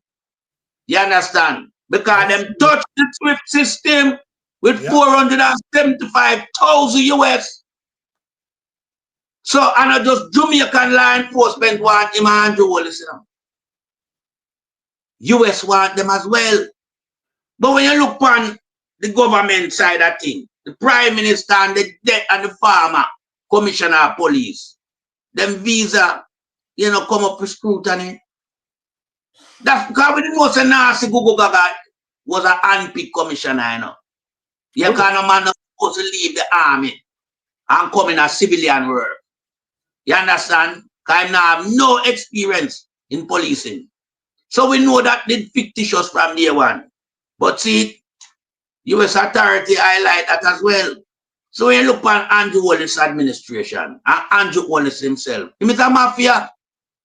And the party is a kleptocratic government system where them assemble with be a criminal in the Labour Party. Because you see, if you not physically attach yourself to criminality, but you aid and abet it, you are also criminal. True. So all who in there, me bungle them up as criminal. Because the whole of them know where I'm going, you know. The whole of them know where I'm going. So the party, it will sink and bury and dismiss once and for all off of the landscape of politics. Yeah? We don't want it no more. We can't take no more of this embarrassment. You can't imagine your prime minister and commissioner of police at the time, them visa up with scrutiny, revocation. Come on, man, that look bad. Plus the minister of national security, him can't travel none at all. What kind of government? Vaz Fimon, it tampered with too. Because DEA look upon him, you know, and give a special visa, conditional visa. Him now have a visa where him free to travel. It restricted. So the whole of them are criminal. All of them over there. So we are just ask the People's National Party supporters, when you just go vote like when you never vote before, you know. And Labour right up when you want a better future in Jamaica. When you vote out on the party as well too. Vote against them because them not going to spoil when them lose from the country. You understand? Them kept it all. Darrell Voss pocket we a ton and I yield back the floor. Wonderful. What an impact. The open batsman, right? Send that one definitely over the stadium there. Now, of course, our ladies, please. Please. Yeah, man, Uncle Byron, let me tell you this, you know, man. Every Jamaican farmer know that their food that they plant and their storeroom have to be protected from bush rats. And this Jamaica Labour Party behave like typically like a bush rat. All of them over there, 49 of them, bush rat. So when we look at the Deputy Treasurer, Vaz, of the Jamaica Labour Party, who is allowed to push his hand into every GLP account, including one of them in SSL, dip into it at his free will to pay his daughter's university fees or college fees in America. It says a lot that him, him, him as a man is not a father enough to use the money that he has worked as out of his salary to pay his children's school fee. What kind of example is that as a man? There was, even when you ran through the red light in broad daylight, you did not accept the fact that you ran through the red light. What you did, you came out and you blasted the woman who put the video out on the internet, in the social media sphere. That's what you did. And we all saw the video. Look at the woman, the councillor for Brownstown Division. Look at George Wright. Right? And you talk about accountability. They have not taken accountability of what they did. All right. The councillor you have in Brownstown right now on your side, she and Ward Reed mix up. You understand me? And that case is not being tried. Let's talk about your DPP that you have in your back pocket. Comfortable with her. And let us not talk about your action and wife. Action and wife who advise young children, school children, that when they leave their school, their classes, they should go on the corner and rub out their hand middle. Yeah, that's what she said. That's what she said. That's the advice that came from your wife.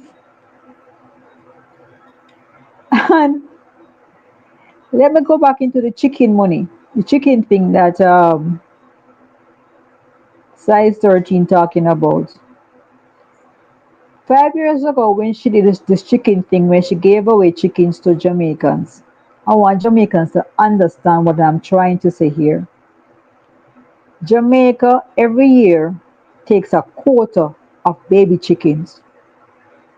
And what Andrew Holness' wife did that year, 5 years ago, was to take chickens out of the system that was designated for Jamaican chicken farmers and they gave them away free-nilly to anybody who wanted them. These persons did not have a coop, did not have any experience in raising chickens, and these chickens died. My The God. chicken farmers were deprived of their regular supply of chickens, so their business failed. Can you imagine destruction everywhere? And for many months, there was a shortage of chicken in Jamaica. Because you know how I know? One of my friends who I buy chicken from is a chicken farmer. And she could not get any chicken during that time. And she explained to me what was happening. So Juliet took the baby chickens from the people who know how to raise these chickens, who deserve these chickens. And before she said, let me give these chicken farmers free chicken for this time, that would have been a better concept than to give the chickens, the baby chickens, to people who have not even a coop It's crazy. or have any experience in raising chickens. And these chickens died for no reason. So she was being cruel to these animals and to the whole system. And let me go back to the boss and Daryl Vaz. 1.4 billion is being billed to us. The yellow junk scrap metal that you bought actually cost $4 million. I want to ask Daryl Vaz, look into my eyes tonight and ask him one question. The 1 billion difference, is it intended to buy votes for this coming election? Because I Yes. got to understand on the ground that right now for this election they're paying $20,000 to $30,000 for each vote. Knowing that, and this is the third time they use the September 3rd date. You know why? Because a lot of people are have back to school expenses to deal with. And what they're doing is turning their voters into dependents on them instead of being independent of them. My Jamaicans who are voting, think about what you're voting for, because September 3rd will interrupt the next school cycle. Yes. If they cared about us and if they cared about our children, why did they wait until the school year to start to have an election? We had in the entire summer holiday, and yet they come out and talk about choose Jamaica. Jamaicans, choose wisely. Put the X beside the head. And I yield the All floor. right. Thank you so much, Sister Pinks, and the information that you brought to us as it relates to the COVID period, right? Where Juliet Wellness, right, with those chickens, not giving them to the appropriate persons, right? And in so doing, right, of course, those chickens died. And you see, they are doing these things for voting. That is one of the reasons why this is happening. Now, Brother Rattigan, let us put you in the space as it relates to Darrell Vaz critiquing ISAT Buchanan in such a negative light, right? Yeah. I believe that is despicable and disrespectful. Go ahead, sir. Look, ISAT's indiscretions, he has admitted to them. There's no secret. He said, yes, there were youthful indiscretions, but through the power of redemption, he's now where he is. and we have to applaud that. And I thought that's a yeah, and I thought that that's a lesson for all of us to say that you can falter. It doesn't mean you have to fail in life. You can, the only time you fail is when you refuse to get up.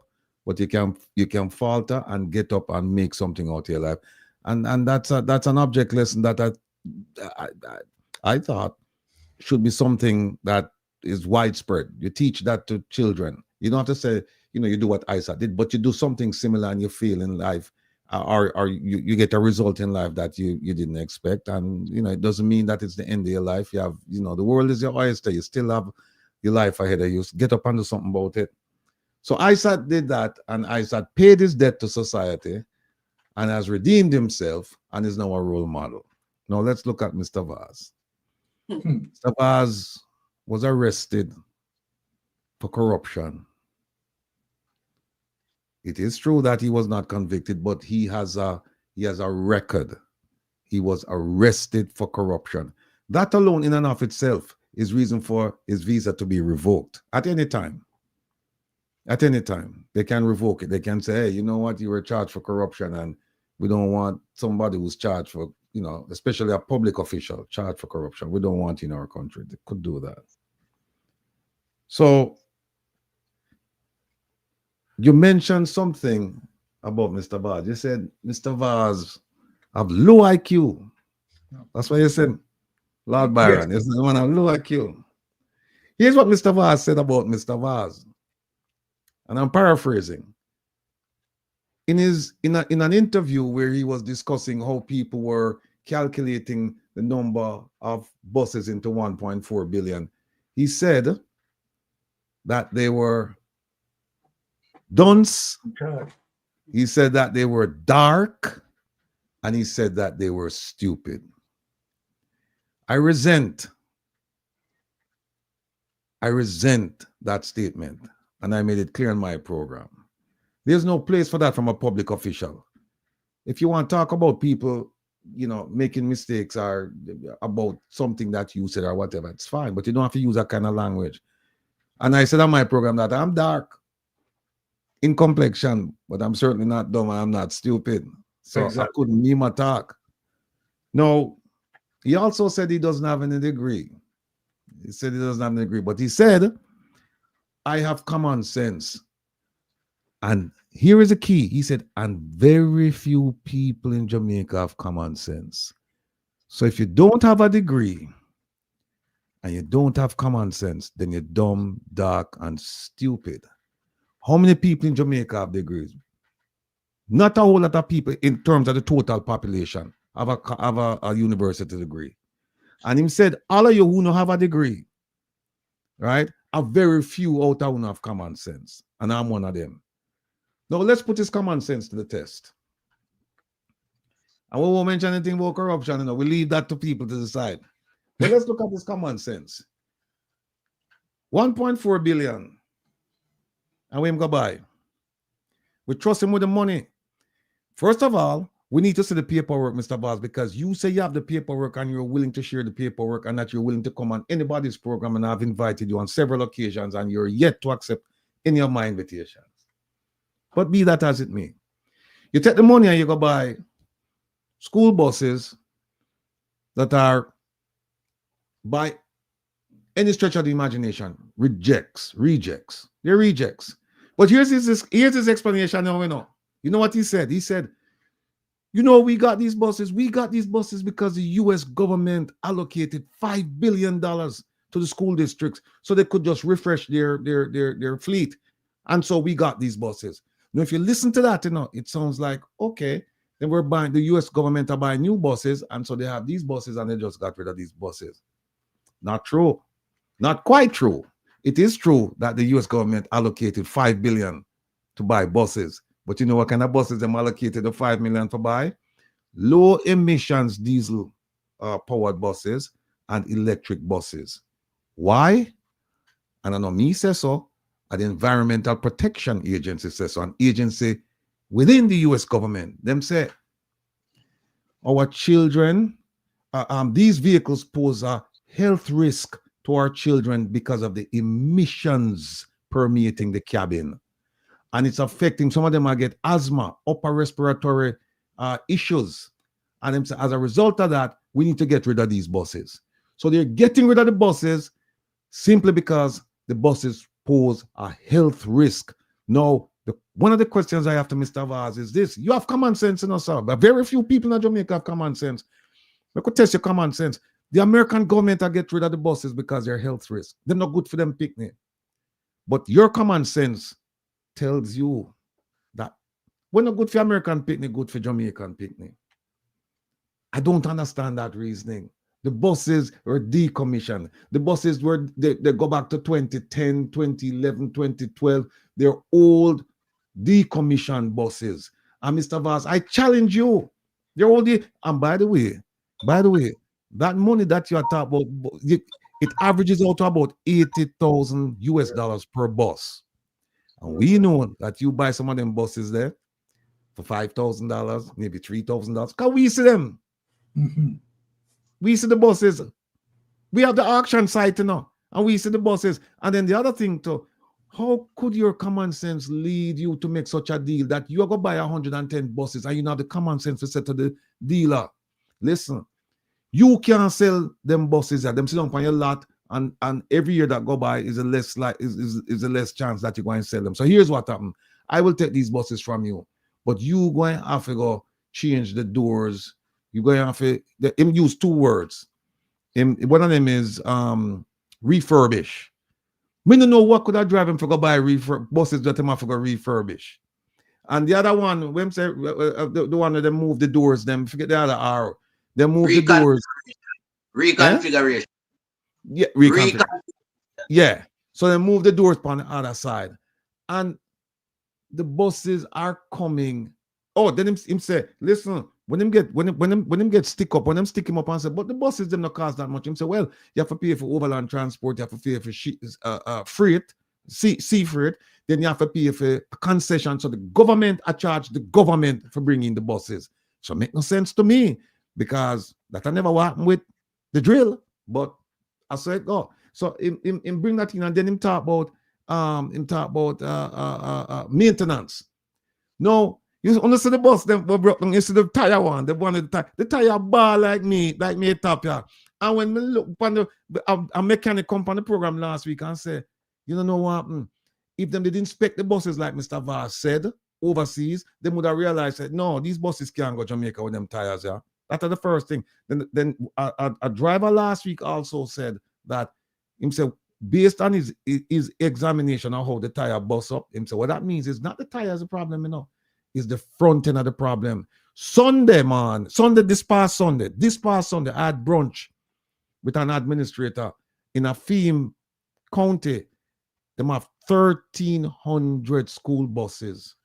And the man tell me, said that, listen, the buses when them buy and take to Jamaica, the 2010, 2011, 2012, I think them go up to 2016, him say, them no good.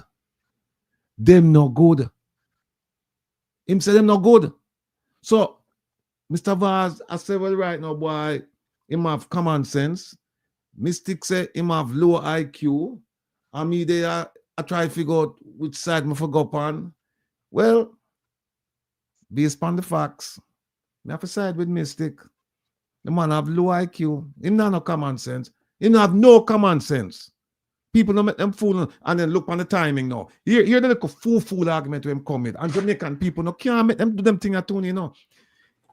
Mr. Vaz come out and say the procurement of the buses was done on an emergency basis.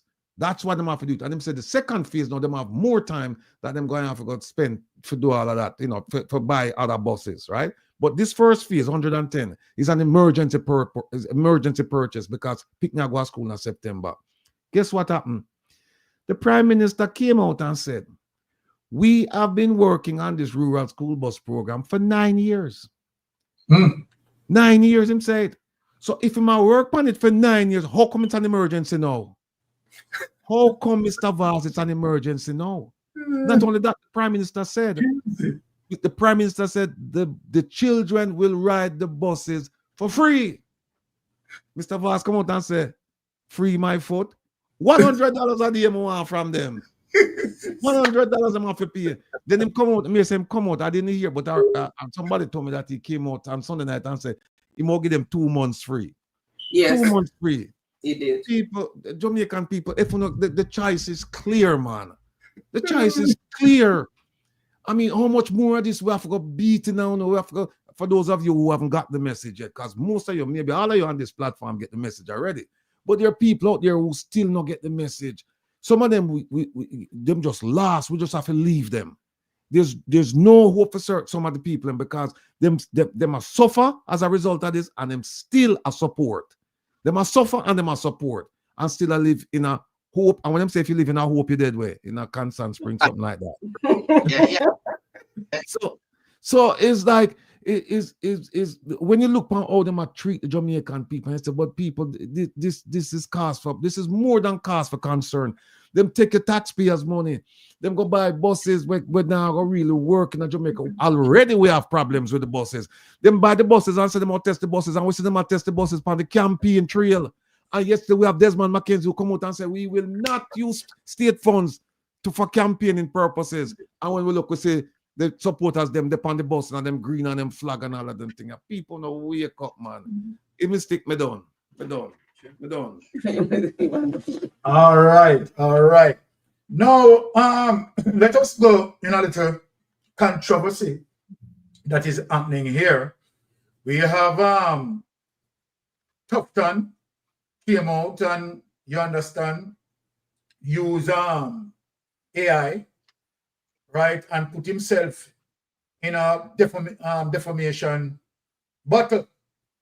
So let us hear what Kelly Knight had to say about it. At their meeting on Sunday at 3:30, the Jamaica Labour Party, and in particular, Dr. Christopher Tufton, caused a recording to be played, purportedly, of me, KD Knight, speaking disparagingly of the leader of the People's National Party, Comrade Mark Golding. And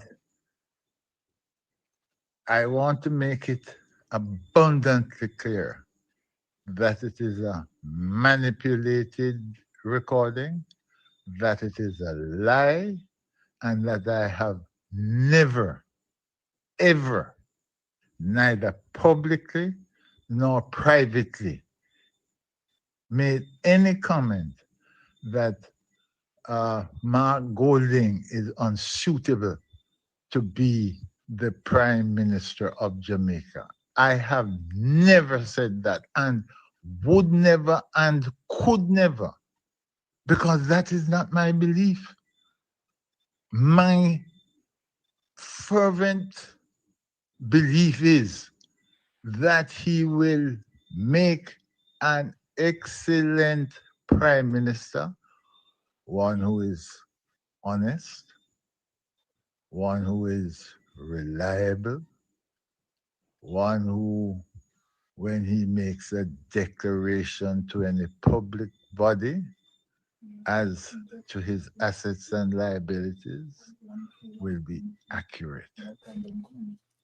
And there will be no room for him to be questioned as to how he came by that which he has declared.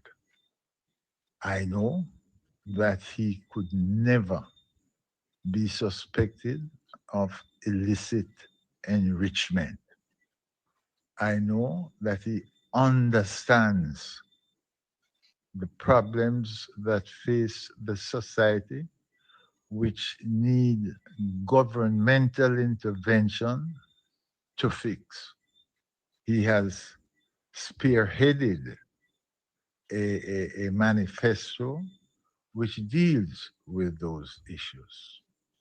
And so, far from saying that he must never be the Prime Minister of Jamaica, I am saying that I have worked with him, and I am now working for him to be the Prime Minister of Jamaica. Dr. Tufton, you will hear from my lawyers because you have defamed me. And it is not that you have done anything that is not expected, because when you and your party have reached this desperate position where you now are, the desperation that sets in will cause you to do as you did, resort to lies. And you do so on anyone, including anyone you think is a prominent member of the society whose word means something to the people of Jamaica. You will try to use them, manipulate what they say to your benefit. Well, let me tell you something. I make it pellucid that I have every confidence in Mark Jefferson Golding to be the Prime Minister of Jamaica, and that I have been working in that regard to assist him to so become.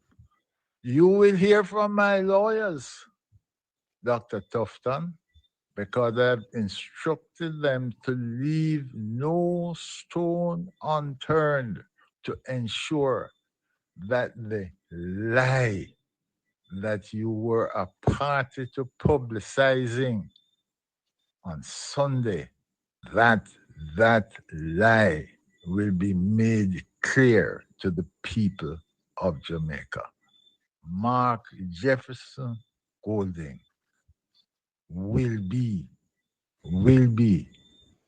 through the votes of the people of Jamaica, the Prime Minister. And I will be one of those voters, and I am one of his supporters to attain that post.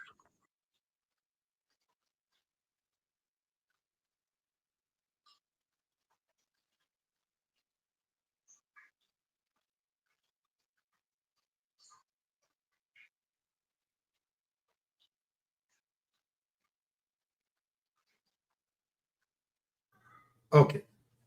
Let me say something to Christopher Tufton. For me, who knew the backbone of a KD Knight, I can tell Christopher Tufton that, trust me, you are going to get that lawsuit, and KD Knight is going to win you in court. Christopher Tufton, what Christopher Tufton had said to the public in terms of manipulating lies to the public, people, it goes further than that. And let me tell you where this goes. If Christopher Tufton can stand up in front of a mass crowd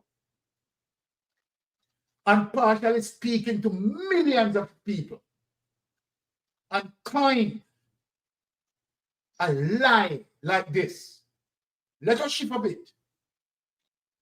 Do you see the same manipulation of how Christopher Tufton is reporting on our health system, that our health system is good and we are over-reporting stuff and so forth and so forth?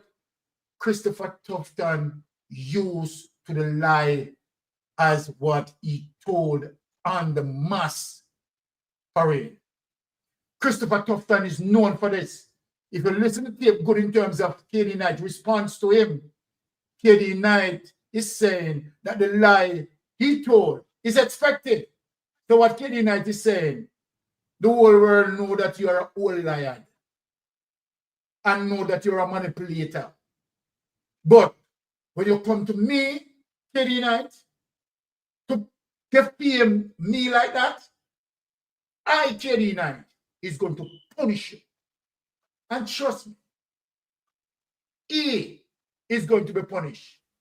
But I am just imagining the amount of lies he told about the health sector.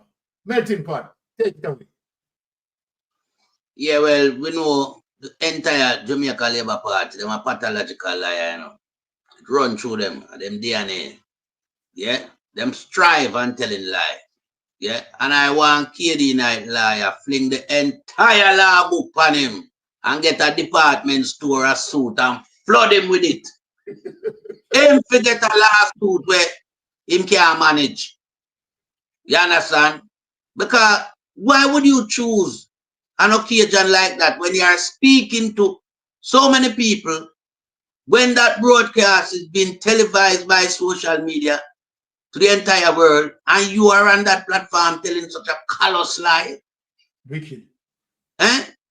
Saying that KD Knight made that statement in regards to Mark Jefferson Golden not being the person supposed to be the prime minister or running as leadership for the People's National Party. Because if him not worthy as prime minister, and him don't worthy to be the leader of the People's National Party. But if my memory serves me well, KD Knight have a daughter who is running alongside the just shit minister, Delroy Chuck. So there's no circumstance that would allow Dr. KD Knight to make such a remarks about Sir Mark Jefferson Golden as becoming the next Prime Minister of Jamaica. Well, Dr. KD Knight come, never waste any time, and set the record straight as it relates to the level of confidence and trust him having Sir Jefferson Mark Golden, and that he will be supporting Sir Jefferson Mark Golden to be the next Prime Minister of Jamaica, and him stand firmly behind him as well. So I want the entire department store a suit and the entire law book slap nasty Christopher Tough tongue in him face, the criminal, the liar, who lie on every occasion him get to speak to Jamaican people. Him lie upon the Berisford Hospital, him lie upon the travel advisory, him lie upon him relationship in a parliament. Him no answer nothing. Leave him business alone, in personal life, in private life when he was a public servant. You can't have nothing private when you're a public servant. Him also lie upon the $85 million market me when give him sweetheart. Him lie upon whatever did happen to him at the time when we see him in a plaster. This man is a colossal liar. And we have to initiate him with a fat lawsuit. So, hey, I want them find the biggest department store in the world and take out all that suit them and throw up on the nastiness. At times them realize that nobody now stoop down to them gravel politics. Them gravel politics don't suit the landscape of Jamaica no more. Because it hurt our people and it damage the image and the reputation of Jamaica. And I yield back the floor. Hey, Melting Pot, I'm telling you, boy, it look like you bring out the sledge. No, sister things. No, Jamaican Carlos. Bless up yourself. And people remember, Carlos, right, is on the mission out here with us. People remember, go over and support Carlos, right? General in the army. Now, sister things, you know that Christopher Tufton is what we call pathological mendacious, right? So, talk to us about Christopher Tufton. Let me go back to the story about him being hit off his bicycle. And I will remind my Jamaicans that this is the only accident in Jamaica where we have no at the scene pictures or videos of. In this day and age, where two popular people in society of Jamaica met in an accident and we still cannot find one at the scene picture or video. Nobody drove past the accident, took a picture. Nobody walked past. Nobody rode a donkey past. Nobody rode a bicycle past and took a picture of his accident. You only saw Christopher Tufton in bed with the artist over him smiling. And then a couple of weeks after, we see him in plaster. Christopher Tufton, let us remind you, we know, we expect the lies. Sunday night, I expected the lies to come from their platforms. So I tuned in a bit late when Babsy was on stage and I'm listening lie after lie. And then when I heard Christopher Tufton came out and used that clip, that video clip, that voice note, I came off the platform. I was so disgusted with that. And right away, I contacted KD Knight and let him be aware of the situation. So from that night, he knew what was happening. And then he took necessary steps, which is right. Because what I love about this PNP that I'm looking on right now, anybody who try to tell a lie on us, we are not afraid to take them to court on the issue. We will not be soft and handling any of them with any kid gloves. True. And this is what I love about this leadership of our party right now. I yield the floor to someone else. All right. Awesome. Ratigan, blessing my brother. Let me hear your take on the matter here. Well, look, this is one of the best performing ministers. We shouldn't forget. Wink, wink, right? This is a man who, when he's supposed to be taking care of the sick and the elderly in Jamaica, he's in Atlanta and elsewhere selling books. That shows you where his priority is, right? Yeah. Now, defamation is a statement that is made by, is published by a person to a third party, untrue statement about somebody that injures the person's reputation, and it can be written or it can be spoken. If it's spoken, it's slander. If it's written, it's liable. Now, I didn't hear the tape. I heard this one that you just. I heard the comments made by the legal luminary KD Knight, but I didn't hear the tapes themselves, because apparently there are 2 tapes out there, and somebody sent me something earlier saying that there was an interview. Mr. Tufton was interviewed, and the original tape was played, and it seems as if he's trying to wiggle his way around it, because they're saying, what is your perception now about the tape that you played? Do you, and now that you've heard the original, do you still believe that what you published was accurate? And he said, Dion Jackson Miller, I believe they said, interviewed him, and she said, I'm asking if you don't see a difference between the 2 recordings. And he was saying, no. Well, that remains to be seen. But what I find, I wasn't a party to the discussion wasn't a party to the taping of that conversation. However, I find it kind of difficult to believe that KD Knight doesn't have a case, knowing the person he is, that he would come out in the public sphere and say something like this, knowing that it's not true. So if I have to take a side, I'm going to take a side with him, as opposed to Mr. Tufton, because we see what Mr. Tufton. So somebody put in the thing is TV News say it was doctored, the tape was doctored. Yeah, Dion played both tapes. So look, okay, Mr. Tufton will have to just face the judgment. That's all. We just have to face the judgment. All right, here you have it. Now, we are going to just put up this to take us out. All right, we are going to play the clip that we're going to use to close the show for tonight.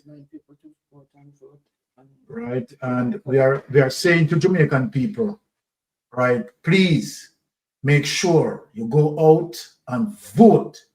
Put the X beside the ed. If you're talking about good governance, if you're talking about integrity and you want to bring the country forward, put the X squarely beside the head, right? And we don't want to give in to say, okay, all right, PNP gone with this already. We don't want to make that mistake. We don't want to make that mistake. Please, please go out every single and tell your neighbor to tell them friend, friend tell them neighbor, neighbor tell them friend. Vote. Go out and vote and put the X beside the head. People's National Party, Mark Golden, with the set of MP candidates that we have, trust me, honesty and integrity is on the ballot.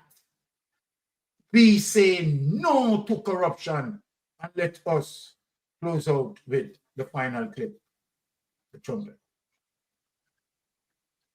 All right. Jamaican, we can't take this for granted. We want for Andrew Holness to face the justice, Andrew Holness and his men to face the justice.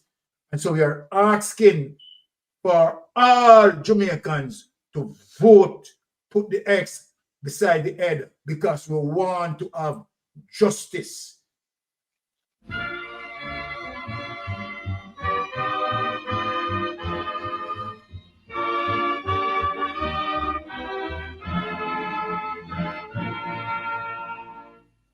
In steadfast assurance that God will look down and give us his blessing of effort to crown. Let all be united to build by his grace a nobler Jamaica, a loftier race. Land of my birth, I pledge to thee, loyal and faithful.